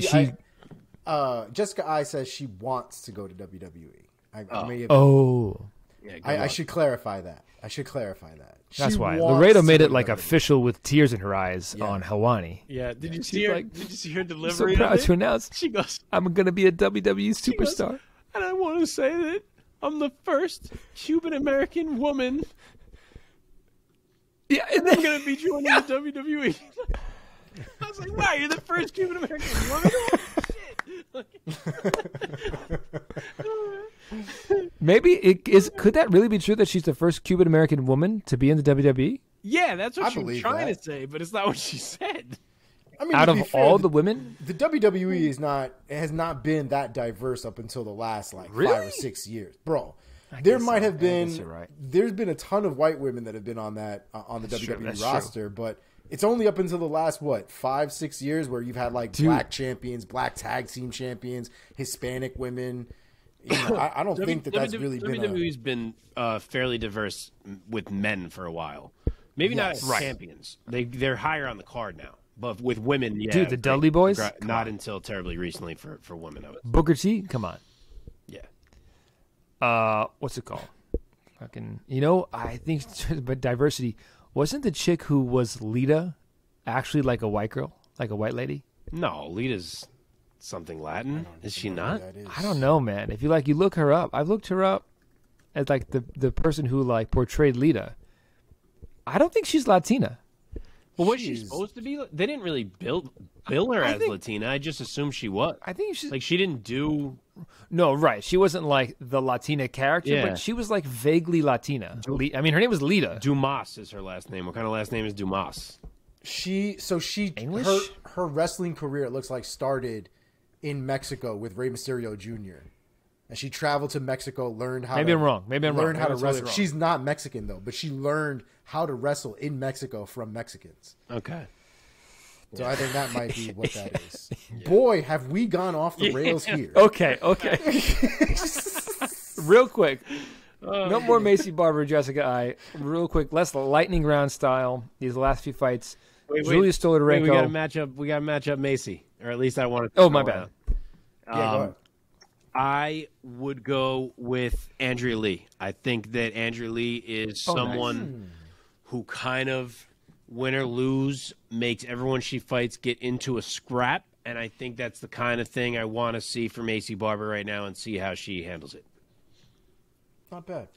Omar, agree, disagree? Any other names? I think that the UFC is probably going to want to give Macy Barber somebody ahead of her, somebody in some forward movement to give her somebody to give some warrant to her fighting for a title. I'm looking at MMA ranking. I have no idea what the actual UFC rankings are because those rankings are kind of bullshit. Still, how is she? That's wild. Lee is ahead of her in UFC by one spot, 9 and 10. Oh, okay. All right. That is closer than they have it on this other website. What I would say is Macy Barber, I thought 2 fights would be interesting, either the winner of Grasso and Araujo or the loser of Misha versus Murphy. I think either one of those would cement her into a specific spot in the division that would be interesting for a next fight after that.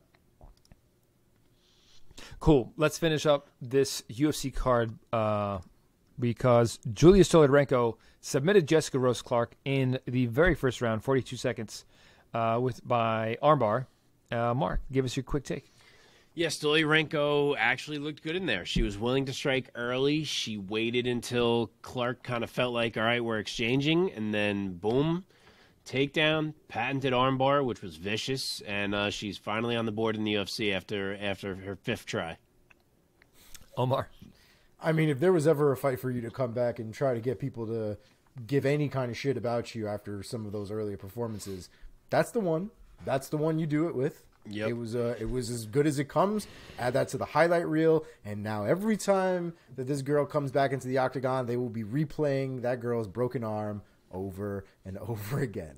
Yeah. But she needs more of that. There needs to be some consistency from her. It was ruthless. Yeah. Let's go on to PFL. By the way, did you guys ever think that on this MMA show we would be invoking an early 2000s WWE diva, Lita? Yeah, we went. I mean, that was a drift. That was a Fast and the Furious drift to the left there. Hey, man, when you've done 50 episodes, you talk about stuff. You end up talking about stuff. Okay, let's lightning round a few of these PFL fights. In the main event, Kayla Harrison, TKO's Caitlin Young. Omar, go first. Got to be honest, I didn't care for the stoppage for this one. I don't know if it was like the referee being like, well, it doesn't look like that's going to work out for you, so I think I'm just going to call it right now. Like, if they were pitter-patter punches, Caitlin Young wasn't winning. Like, let's get that clear. I mean, it wasn't like she was... But I didn't like the way it ended. It just kind of looked like the referee was waiting for the one moment to end that fight before he even walked into that octagon. So, didn't care for the finish. Kayla Harrison, though, shouldn't have never been fighting somebody of that caliber. I think we really need to see her against somebody like really, really good, important. Mark? Yeah, I agree totally. I didn't love the stoppage either. I also agree it wasn't going to go any differently, but we needed to just wait a little bit longer. But Kayla Harrison goes back to doing what Kayla Harrison does after a bit of an underwhelming performance in her last one. It definitely helped that her opponent, unfortunately, was not anyone much to speak of, which is, the depth in that division in PFL is not thrilling. Really, that division in the world is not thrilling. It's very top-heavy. But she did what she had to do, and she moves on to the playoffs. She's the 2 seed in the bracket, and we will see what happens. Okay, Sabadu, is it Sai? It's Sai, right? No, C. Sadabu C. I was second guess myself. Defeated our guy, Rory McDonald, by unanimous decision. Mark, take it first. This was tough. First of all, this fight was awful. And it was tough because it is honestly hard for me to accept that Rory McDonald now fights the way that he fights.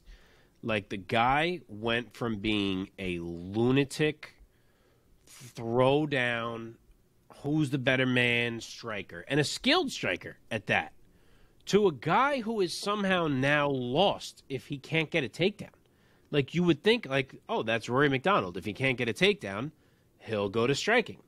And he literally won't. Like, he's like, I'm just going to try 175 takedowns even though I can't get them because I don't know what else to do. Like, I don't know how we got here. It sucks. He's still the number 1 seed in the welterweight bracket, which is wild coming off a loss like that, but he is. Yeah. So we'll see if he can kind of bounce back in these playoffs and maybe make everyone feel better. He may even end up against C again. They're not matched up in the first round, but if they both win, that could be the finals at welterweight. But that was not encouraging for Rory McDonald, and it's a good win for C. I'm sure that's the biggest win of his career. That's 100%. I guess I got to say I was really impressed with his takedown D, so good for him. He didn't do a ton either, I wouldn't say, but it's a big win. Omar? Yeah, I mean, the thing that I think is a little... And I wonder if this is a one-off, if this is... He looked Rory McDonald looked gas after the first round. I don't know if there was something else that we don't know about, because even as wrestling heavy as Rory has been lately, he doesn't gas after one round. That seems like a lot.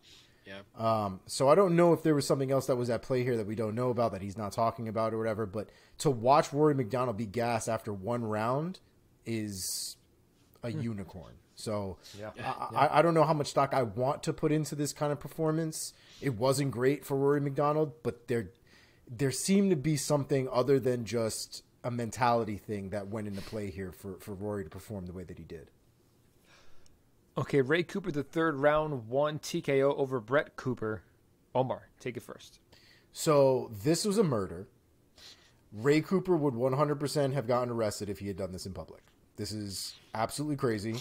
And this is what Ray Cooper needed after that last performance, because this is, I mean, night and day, I don't even think is enough to say how different those performances were. So good on Ray Cooper for making a real big redemption from his last fight. Mark? Yeah, you pretty much took all the words out of my mouth. Ray Cooper murdered a man on Friday night. It was honestly kind of scary to watch. That's how, just brutal and sudden it was. Omar alluded to, we were concerned about Ray Cooper after his last fight. I still never heard anything about what the deal was in that fight where he looked like an absolute shell of himself. I think we can safely say that Ray Cooper is just fine. It's a shame that he didn't show up for that first fight for whatever reason it was, because now the playoffs are going to go on without him when he could have been in them doing things like that. So that part sucks, but at least he is still Ray Cooper, because that was nasty. Okay, in the welterweight division, the PFL, Magomed Karamov defeated... Hold on, I lost my place. Delano Taylor. What the fuck is it? There it is. Delano Taylor, that's right. By TKO in round Number 2, the official time coming 3 minutes and 26 seconds. Mark, let's stick with you. What was your take? Yeah, this was a good fight for Nurmagomedov. It took him some time to figure Taylor out. Taylor was doing well in there defensively, even grappling-wise defensively. He was actually impressing me. But Nurmagomedov did figure him out. Once he did, he was able to hurt him, get him out of there. This was another one on this card where the trigger of the stoppage may have been a little bit quick. But it is good win for Maga, and he had jumped into the playoffs for a hot second until Sadabusi stole his spot. So oddly enough, we're going to have a welterweight playoffs here without Maga or Cooper. Omar. Yeah, it was a better stoppage than the Kayla Harrison one. I'll give you that. But yes, it was a little sketchy. Taylor still seemed like he was there. His legs may have argued that fact, but Taylor still was very much, looking like he was in that fight, or wanted to be in that fight anyway.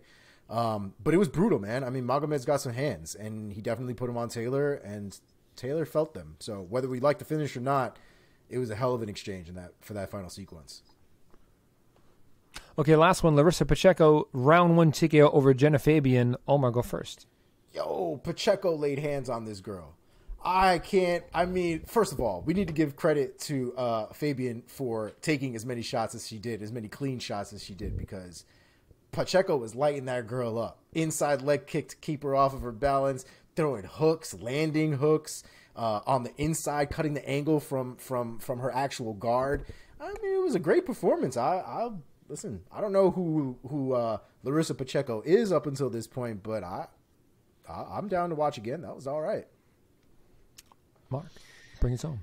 Yeah, Larissa Pacheco is good. She's been around. Obviously, she has fought Kayla twice already, and neither one of them went her way. But I think we have hit a point where, she's kind of the best 45er in the world that's not Nunes or Cyborg or Kayla. She's the fourth place girl, it seems. She's kind of handling everyone else and doing it pretty impressively, especially with Julia Budd having lost now. We'll see. She's the number 1 seed. She had 2 finishes, so she will be opposite Kayla in the bracket. She will very likely get another shot at Kayla in the final. Kayla didn't finish her either time. They both went to decision. So we'll see if she can make anything happen differently here. Okay, thank you, sir. That does it for this week's recaps and fight breakdowns. And now let us put a bow on UFC 276 by finding out who has fallen and who has risen in our update of our very own rankings system, the Priaulx Rankings. Mark, take it away. Fitting for this episode that is going quite long. This will be a lot of movement. I have, what do I got here? 7 risers and a faller. But they're all pretty significant. We will work down the card as we do. First one, obvious one, Alex Pereira goes from number 20 to number 5 in the middleweight rankings. Obviously a huge rise here. I have him 1 spot higher than the UFC does because I have him over Derek Brunson. They have him behind Derek Brunson. But the number doesn't really matter because we know what this man is going to be doing next, and that is a title shot. Next one, Brian Barberena jumps up from number 47 to number 29 in my welterweight rankings. Damn. It's a big jump for Barberena here, but honestly, he would have been around this number already if it wasn't for the loss to Jason Witt that he took a couple fights back. That's the one that kind of knocked him down. He kind of was already around the 30s, and that loss just didn't look too good, so he had fallen. But he's put a couple together here. He took out Matt Brown. Now he took out Robbie Lawler, so he jumps back up into the mix. He's number 29 in my ranks. Next one, I believe, let's look. Yeah, this is the biggest one on this card. Jalen Turner from number 53 to number 17 in my lightweight ranks. Wow. An enormous move for Turner. I did have him kind of low, it probably seems to some people, at 53, but he had the loss to Matt Frivola. He didn't really have a great win. His best win was Jamie Mullarkey. So as much as you could see the talent, I try to keep it on merit, so I hadn't given him a jump just yet. Obviously, he earns it now, smoking Brad Riddell. So he is now number 17 in my lightweight ranks. Next one, Ian Gary from number 59 to number 42 in my welterweight rankings. Continues his steady move up the ranks bit by bit. This is probably the biggest single fight jump he has made yet. And he has hit the point, as we said, where it's time to put him across from a mainstream name that people know. Next one, Macy Barber, goes from number 18 to number 13 in my women's flyweight ranks. Another one who keeps climbing, just doing solid work. Adds her biggest name yet to her resume. So moves up to number 13 at women's flyweight. I might have skipped one. Excuse me. Dricus du Plessis goes from number 25 to number 16 in the middleweight rankings. As I said, this is a guy who has a resume coming into the UFC. A lot of people thought he would be here. He's got quality wins outside of the promotion. This is his first name that really jumps him toward those rankings in the UFC. And the last one, I almost wanted to skip it, is Julia Stoliarenko, going from number 23 to number 17 in the women's bantamweight rankings. Okay. Gets her first win on her resume. Women's bantamweight is very shallow, so she's already at 17 off just the one win. And then the faller, as much as it hurts, Robbie Lawler. There would have been other fallers, Cowboy, Jessica I, but they both retired, so they're both gone. This one is Robbie Lawler. He goes from number 19 to number 30 in my welterweight ranks. He had been holding on to that 19 ranking just because he hadn't lost to anyone yet who wasn't elite, so it was hard to really move him down, even though he wasn't getting the same quality of wins. Now he does. He takes a tumble down because of it to number 30. And that is the Priaulx rankings for this week. Okay. Thank you, sir. A lot of exciting movement. And now, gentlemen, let's find out what's going on in the headlines in the MMA world in terms of things going on outside of the cage with our next segment, Inside the MMA Sphere, with Omar Artola. What's going on, my friend? Boom. We're going to get into a couple of headlines, and then we'll get into some fight announcements. Won't take up too much time because we are taking time. So we'll jump right into it. The funniest thing that seemed to happen over the weekend was Nick Diaz has full-on slapped a full send reporter backstage during an interview. Apparently, that reporter had tweeted something about a guy that trains with Nick Diaz or is on that Diaz team. Maximov. I heard it was Maxim. Was it Nick Maximov? Yeah. So Nick Diaz was less than pleased with this gentleman and proceeded to slap his microphone and then slap him. So I loved that, and we talked about it together. We watched that video, and security didn't even flinch. I mean, they didn't flinch. You want to talk about a group of men that were not doing their job at all? It was those security guys. I mean, they looked like less than interested on anything that was going on there. So it almost makes me wonder: were they not security? Were they just like officials who were like, "That's not their job"? They might have been they didn't even react though. They didn't even look at him. They were just having whatever conversation was going on. If you haven't seen the video, I highly recommend it. It's hilarious. It's nothing life changing, but it's. I mean, look, it's Nick Diaz slapping somebody. It's funny. It was. I mean, it was kind of a random guy. Not really. I mean, to my understanding, Full Send is a fairly big show. It has never been on my radar personally, but man, I have mixed feelings about this. To be quite honest. I mean, this isn't the biggest story, so we don't have to spend a ton of time on it. You cannot put your hands on reporters, man. And I don't care if you want to say that the guy wasn't a real reporter. He's representing, like a online platform. Do we know what he said, though? I don't know I don't know exactly what he said about Nick Maximov. Because it was about Nick Maximov? It wasn't even about Nate? No, apparently Nate was pissed off of that. Water. I missed this. Jesus. Nate was apparently upset that he had said stuff about Nick Maximov in tweets in the past. Yikes! Interesting. So he didn't care for that, and then slapped him up twice. I mean, he didn't hit the man. He hit his mic and he hit his hat off. Kind of did. He kind of hit him. His hat came off as a result of him getting hit in the head. No, I disagree. I thought that was clean hat. I didn't think there was any head contact. I don't know. I kind of thought he kind of off. I mean, if he kind of moved him because he hit him in the head. Really? No. He also. I mean, he didn't like hit him in the head. Yes, I watched that multiple times, and I was like, all right, good. It's just the hat. But now you're making dude definitely ran.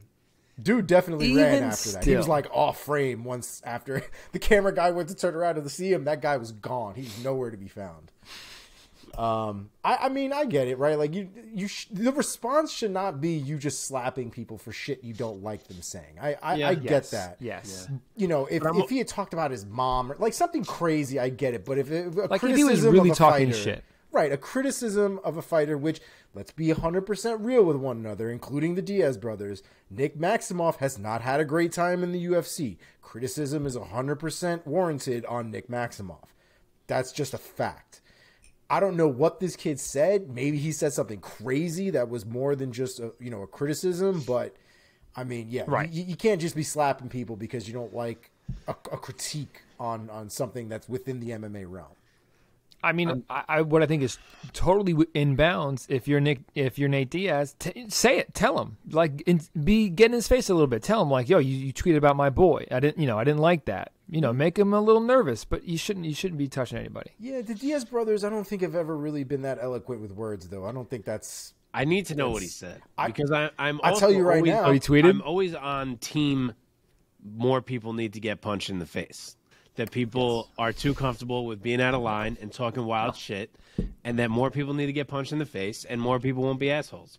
So I'm very curious what the guy said, because if it was super out of line, then I'm very fine with this. If it wasn't super out of line, then I agree with you guys that Nate Diaz is probably being a little too much of a Diaz.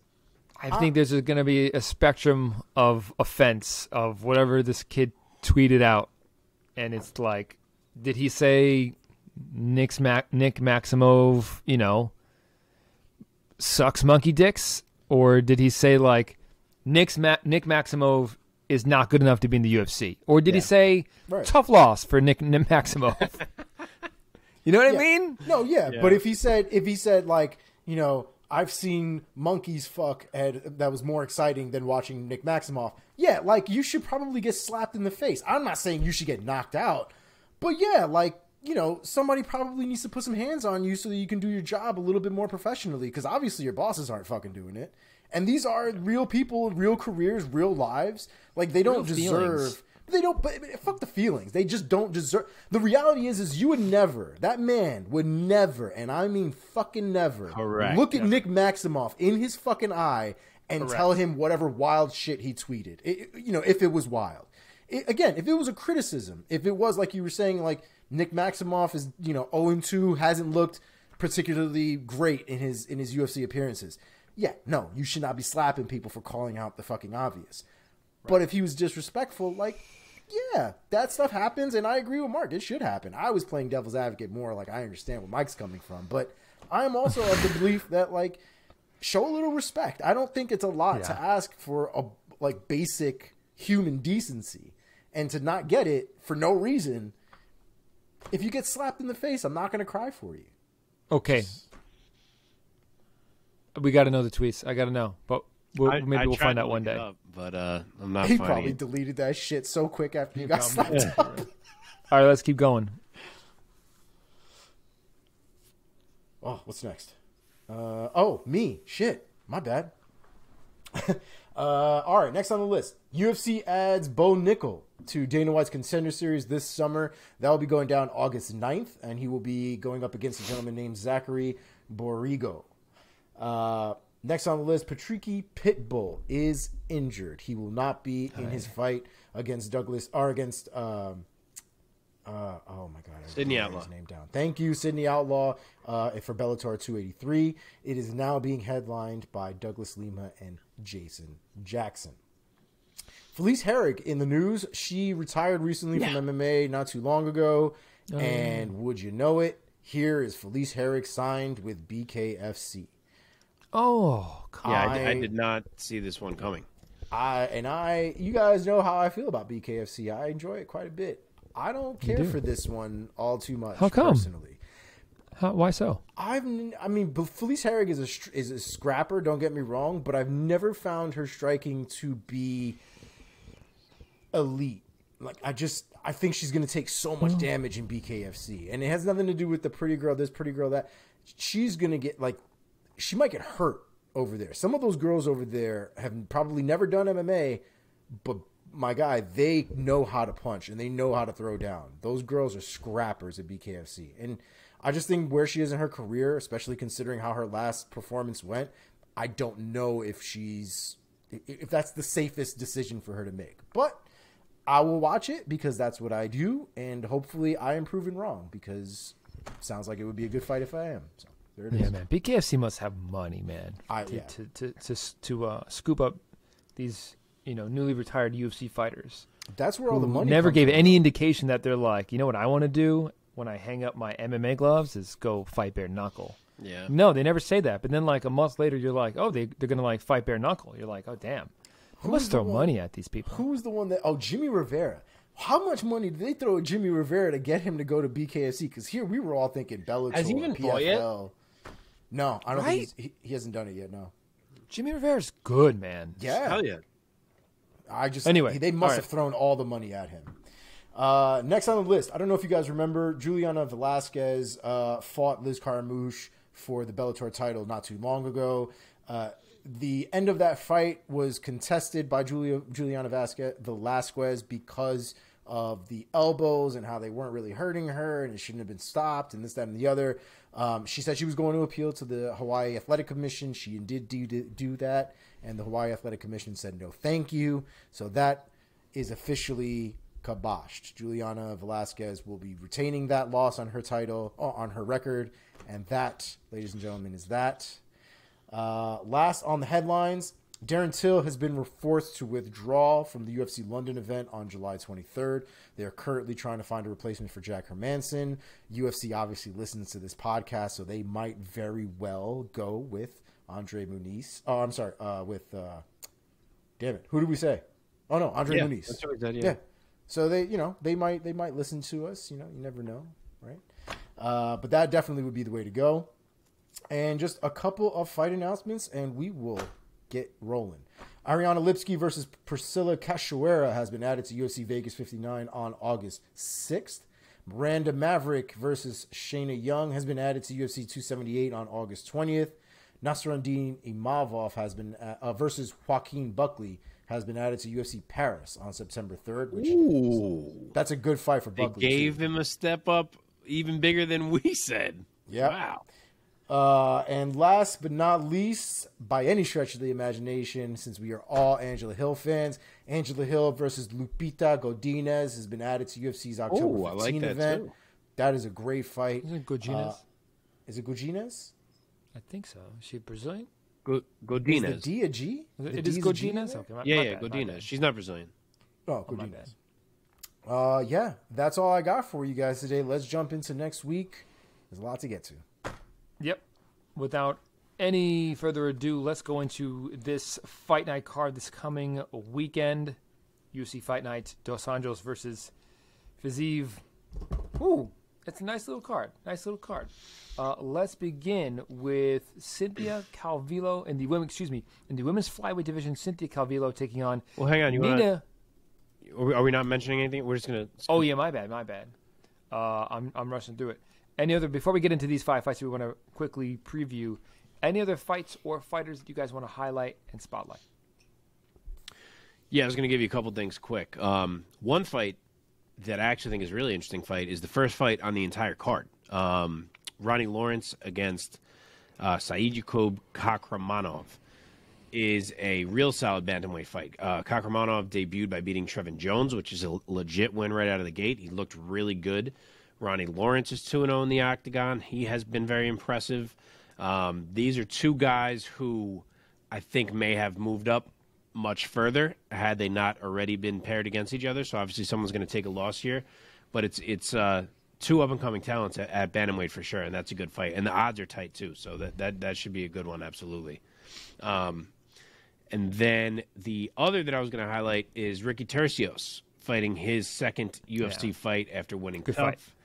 He will be across from Eamon Zahabi, which is a fair test for this point. Zahabi's a little bit up and down, but I think that's a good one. And we'll see what mini Tony Ferguson has. I'm sure Omar wanted to say something about Tercios as well. Yeah, dude, I fucking love Ricky Tercios. He's such a character, man, and he's just so much fun to watch. I can't look at that dude and want bad things for him. I just can't. Yeah. He's such a good guy. Pretty Ricky. A couple of fights that I wanted to point out really quick. Cody Brundage versus Tresean Gore. That's a fantastic fight. That fight is set up for fireworks from beginning to end. Tresean Gore, for those of you who don't remember, was the finalist for the tough. I don't even actually remember what season it was at this point. 30, 40, Tough, 50, the last one? whatever it was. But he was the finalist against Ricky Tercios. No. Brian Same Battle. season, different weight class. Yeah. Right. But he'll be going up against Cody Brundage, who's also a fantastic fighter. I believe, if I'm not mistaken, he's more of a grappler than a striker. Correct me if I'm wrong there. So it'll be interesting to see sort of a kind of like a grappler's delight. But Tresean Gore definitely has, I think, better hands than Brundage does. So it'll be interesting to see what happens. And then last but not least, Antonia Shevchenko versus Courtney Casey. And what did I say? Antonia. Nope, that's not it. Antonina Shevchenko versus Courtney Casey. I think that's also a fantastic fight. Antonina is still a very skilled striker. Valentina obviously sets a very, very high bar, so I don't want to continue to compare her to her sister. But she is still very, very skilled in her own right, so it'll be interesting to see if she can put Courtney Casey away, because Courtney Casey is a veteran. Big time. Just one more thing I forgot to say. Not really a fighter. I mean, not really a fight, more a fighter, is that David Onama was supposed to be fighting Austin Lingo on this card, and Lingo fell off. Originally, they said Onama would not be competing on the card. I think as of like yesterday or today, they found someone, and now he is back on the card. So he's a stud. He wrecked Gabriel Benitez in his last fight. He's probably going to wreck this late notice replacement, but you will want to watch it. For sure. Okay, let's do it. Quick pick, a little bit, quickish, pickish. These first few fights, because sweet Jesus, it's late. In the women's flyweight division, Cynthia Calvillo takes on Nina Nunes. Let's see. We have Cynthia Calvillo, 3-fight losing skid as of late, most recently getting TKO'd corner stoppage by Andrea Lee back in November. Nina Nunes coming off back-to-back wins, back-to-back losses, most recently submitted by Mackenzie Dern back in April of 2021. Mark, give us your quick take and a quick pick. Odds. Calvillo is the favorite, minus 155, or Calvillo, I should say. Nina Nunes is the dog at plus 125, so pretty close. This is a tough one. I was kind of flip-flopping on this one, thinking about it coming into tonight. I don't feel like Nina is very controllable. I really don't. Like, even Claudia Gadelha couldn't control her, who's probably a better wrestler than Calvillo is. Now, granted, it's been a minute since Nina has won a fight, so it's possible that I'm envisioning a Nina Nunes that doesn't exist anymore, a Nina Ansaroff, if you will. Yep. But I'm also not terribly encouraged by what I've seen from Cynthia Calvillo lately, and it's making me have a hard time picking her. I don't know. She looks off. She does not look like the same girl that was racking up wins. I don't feel comfortable taking her here. I'm going to go with Nunes. I'm going to say that she can do enough to not get controlled, that she can kind of keep it standing, use her power, land the more impactful shots, do the more damage, and win the cards. Omar. I said it before, and I'll continue to say it as long as this continues to be a thing. I will never pick Cynthia Calvillo at 125 at this point. I hate her at 125. Granted, she's fighting a fellow strawweight. This is Nina's first fight up there, too. Yeah, I can't do it, man. I've never really cared for the way she looks. Not never. I don't like the way she's looked at 125 in her recent fights. I think she belongs at 115. I think if she got that under control, she would be a real problem at 115. But the size is apparent in almost every fight that girl has had in recent memory. And I think it's going to be the exact same situation with Nina. I think Nina is going to be visibly bigger than Cynthia, and I think there's going to be problems with Cynthia being able to deal with it at all, whether in the striking or in the grappling.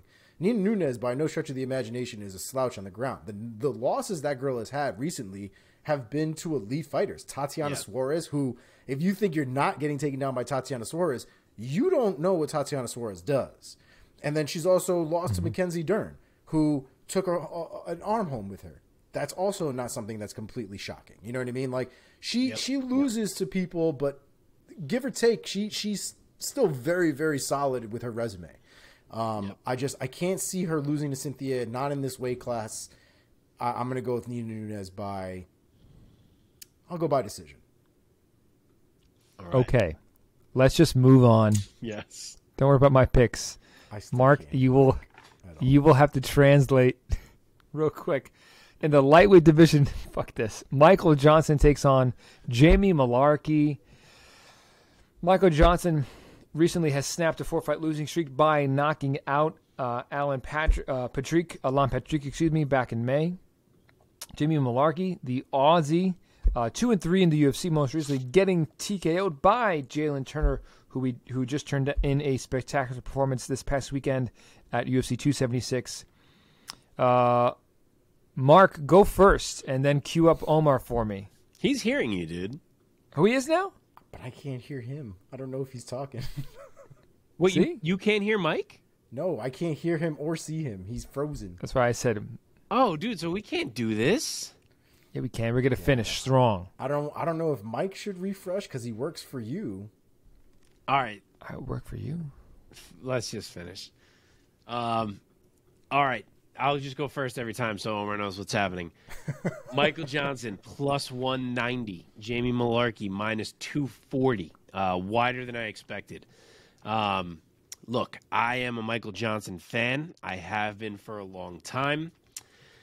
If he was fighting like, I don't know, Armen Sarukian. I feel like I keep using his name for every example tonight. If he was fighting someone like that, I wouldn't be able to take him. He's not. He's fighting Jamie Mullarkey. He may not win, but fuck it. I'm going with Michael Johnson. He does have a chance. I got to roll with him. Mullarkey is very willing to strike and to exchange. He brings a lot of pressure, which, if I'm being honest, could be problematic and maybe the way this fight goes, which is that the pressure breaks Michael Johnson. But I am going to say that Michael Johnson is cleaner and that at some point in a fight that he's losing, he finds a huge shot that turns the tide and he gets Mullarkey out of there. I will say late round 2 TKO for Michael Johnson.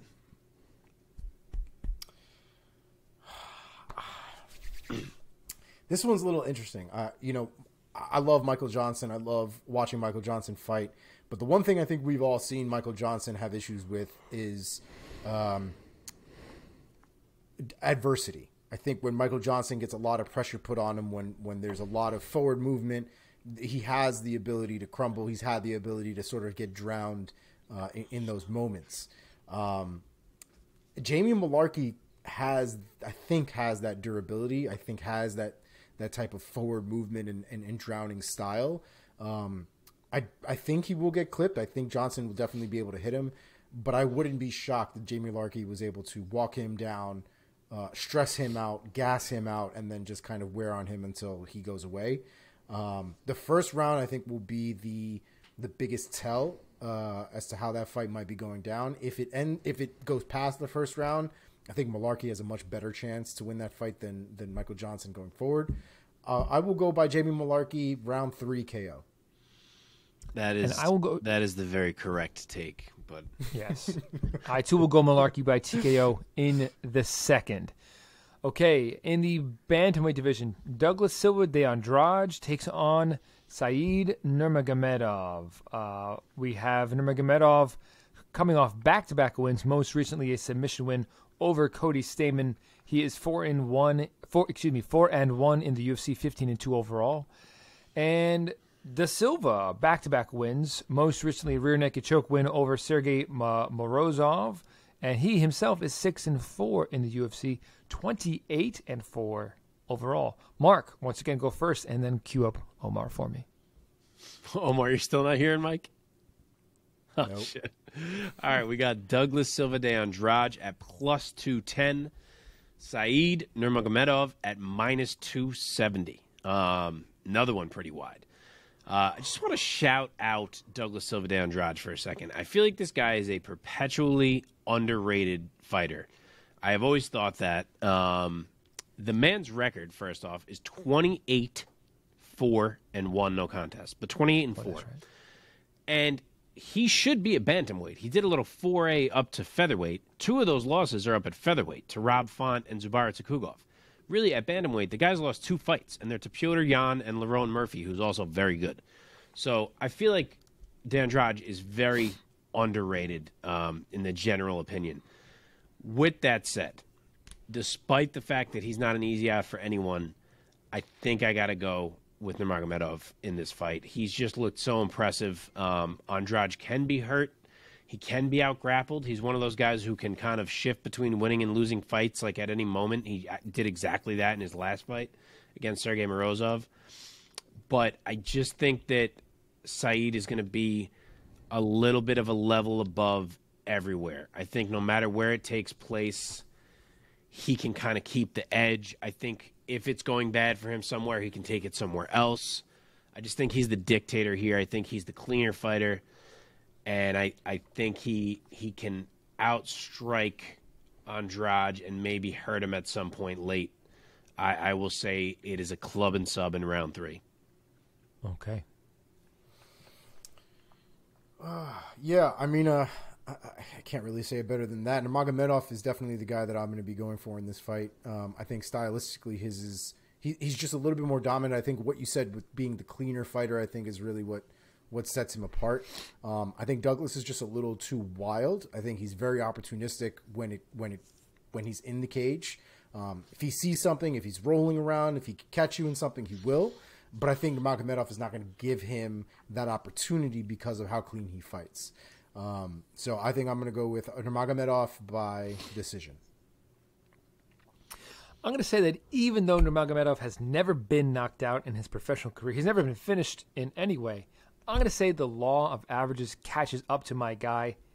And the man with 20 knockouts on his record, 20 knockout wins on his record, is going to finish Nurmagomedov. Let's go round 1. He's going to catch him.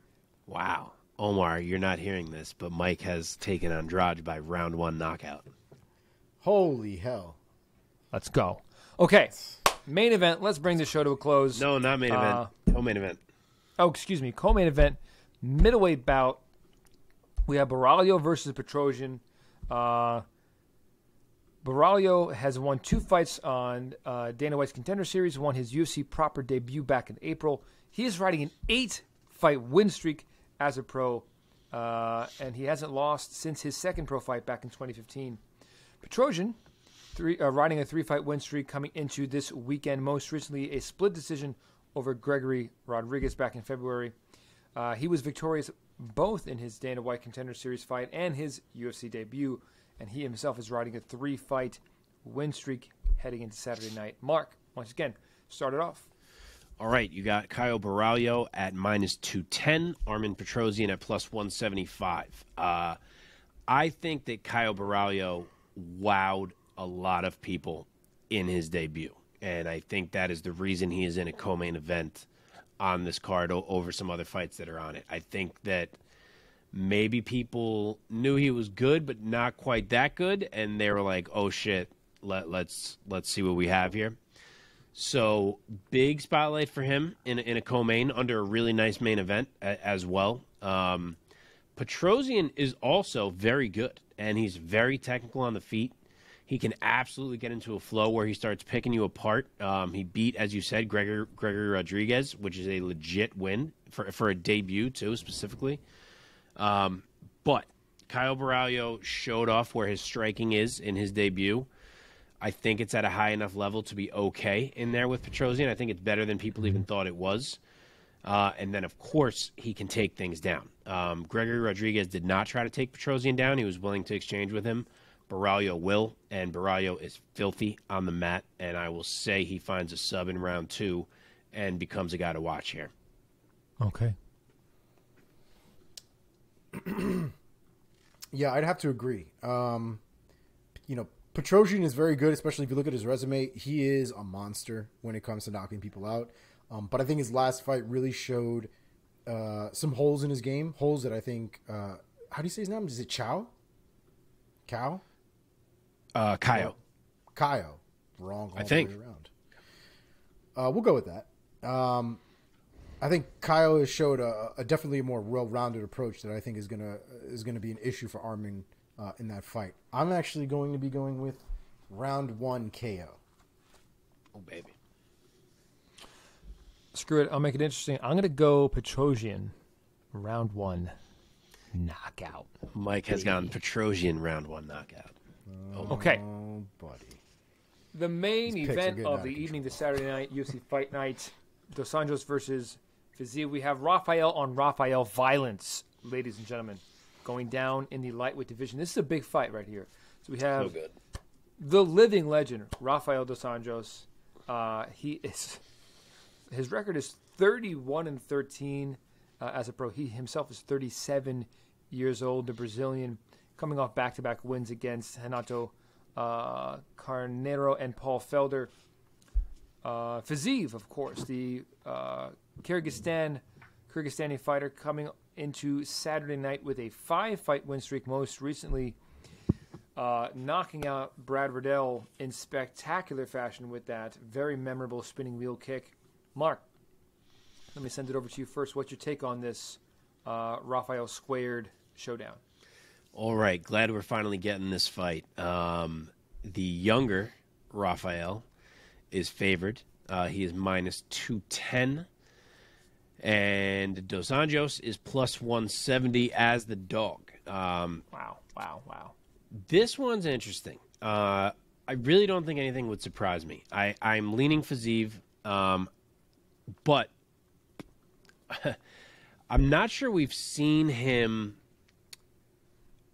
on the mat enough for me to feel totally comfortable, because RDA is a guy who will relentlessly hold you down and do work on you if you cannot find a way to get up. And I can't rule out that he can do that to Fiziev. I don't think I've seen enough out of Fiziev to say, oh, Fiziev will definitely be able to stop that, be able to get up.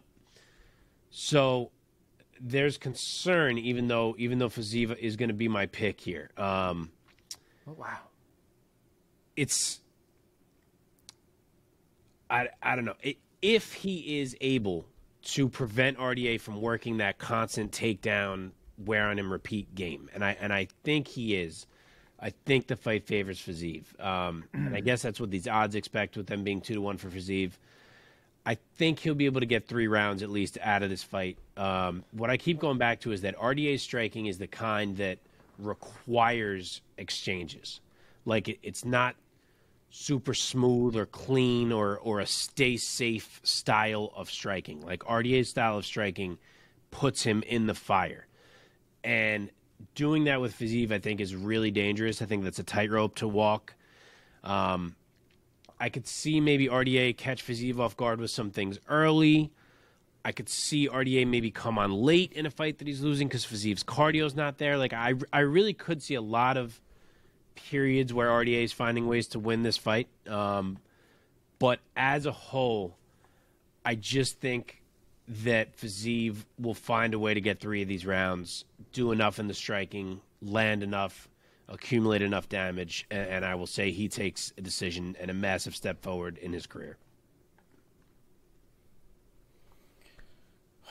I think the fight itself, especially stylistically, is very interesting. I think Mark kind of explained it really well, where RDA, if he's not feeling comfortable standing, will 100% rely on his grappling to get the job done. And I don't think we've seen enough for Fiziev at this point to know whether that's going to really affect him or not. I will say I think Fiziev has the better striking acumen than Dos Anjos does. If it does end up being a stand-up fight, I think Fiziev is going to be able to take it away. I think Fiziev has a nice record of being able to find and land clean shots that are damaging on guys at least once throughout the fight. Rafael Dos Anjos would, while he does have hands, I think he would be more content if he can't find clean shots to mix his shots together right into a takedown and then try to go for a takedown. I think we're going to be seeing a lot of moments where they're against the cage. And I think we're going to see a lot of moments where Fiziev is going to have to either work out of the clinch and then try to keep distance, or we might see a facet to his game that we've never seen before, where he might try to take RDA down, because that has definitely happened before. in RDA's career, not Fiziev's. But I think it's a very interesting fight stylistically. I think it's a big test for Fiziev. I love the way Fiziev fights, so I'm hoping he gets it done. I just think it's definitely a tall order, and I do wonder if Rafael's ground game is going to be enough. So I'm going to take Rafael by decision. But which one? I really want Fiziev to win. Wait, which Rafael? Which person did you take to win the decision? Dos Anjos. Okay. Did I say Rafael? That didn't make it clear. Yeah. Yeah. Dos Anjos by decision, but I hope Fiziev wins. Okay. Mike, what you got? Rafael Dos Anjos is a kind of UFC veteran and star who is a star-making win for anybody who beats him. Like, you beat RDA, and you're kind of made in your division. Agree. That being said, I am going to go with Fiziev in this. At 29 years old, he's nearly a decade younger, entering his prime, and I think he's going to have a lot more firepower on the feet. I think he's going to be the stronger fighter in there, which is hard to say against RDA. And I think he's going to get RDA out of there. I'm going to say he clubs RDA to a finish. I'm going to say by TKO in round 3. Omar, there it is. Round 3 TKO Fiziev is Mike's pick. Okay. That one's rough. I don't see Dos Anjos going out like that, but listen, it's totally possible. Yeah, I don't think so. Let's take it home with a little bit of trivia. Yes. Okay. I can't believe how late it is. Christ. This is a fucking long episode. We didn't expect this one. We've had fun. I feel like usually we have a sense when we're going to go long, and we didn't really have that sense tonight. We just talked. I had fun. Yeah, it was a good up. We could, as always, we could have gone longer, to be honest. Okay, let me try to set this up. Let's do it. This past weekend, Israel Adesanya retained his title by unanimous decision, logging yet another title defense that ended by decision and went the distance. He's starting to rack up a lot of total time in title bouts. Who is the UFC fighter who has accrued the most total time in title bouts? Is it A, George Rush St. Pierre, B, Jonathan Bones Jones, C, Demetrius Mighty Mouse Johnson? I feel like I'm at a commencement ceremony. Yeah. D, B.J. Penn, or E, Randy the Natural Couture? So most total fight time in title bouts. So the choices were B.J. Penn, Randy Couture, GSP, Mighty Mouse, or Bones. It's a good one. Look at them thinking. I think for me, I'm down to Demetrius and GSP. I'm going Demetrius. Yeah, I think I am. Omar, do you have a final answer for me? I'm going to go with Demetrius Johnson.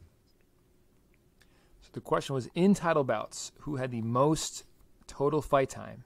The answer is John Bones Jones. That's who I was. That was my second. That's what I had to narrow down to. Damn. Yeah. I figured he's finished people, so it couldn't have been as long. But that's why I eventually picked DJ. But yeah, I was torn. Shit. So crazy, close. Man. So crazy. Close. All right, folks. Well, let's bring this episode to a close. Thank you so much. If you are watching this episode, the full length, the full episode, you're a crazy person, and we love you.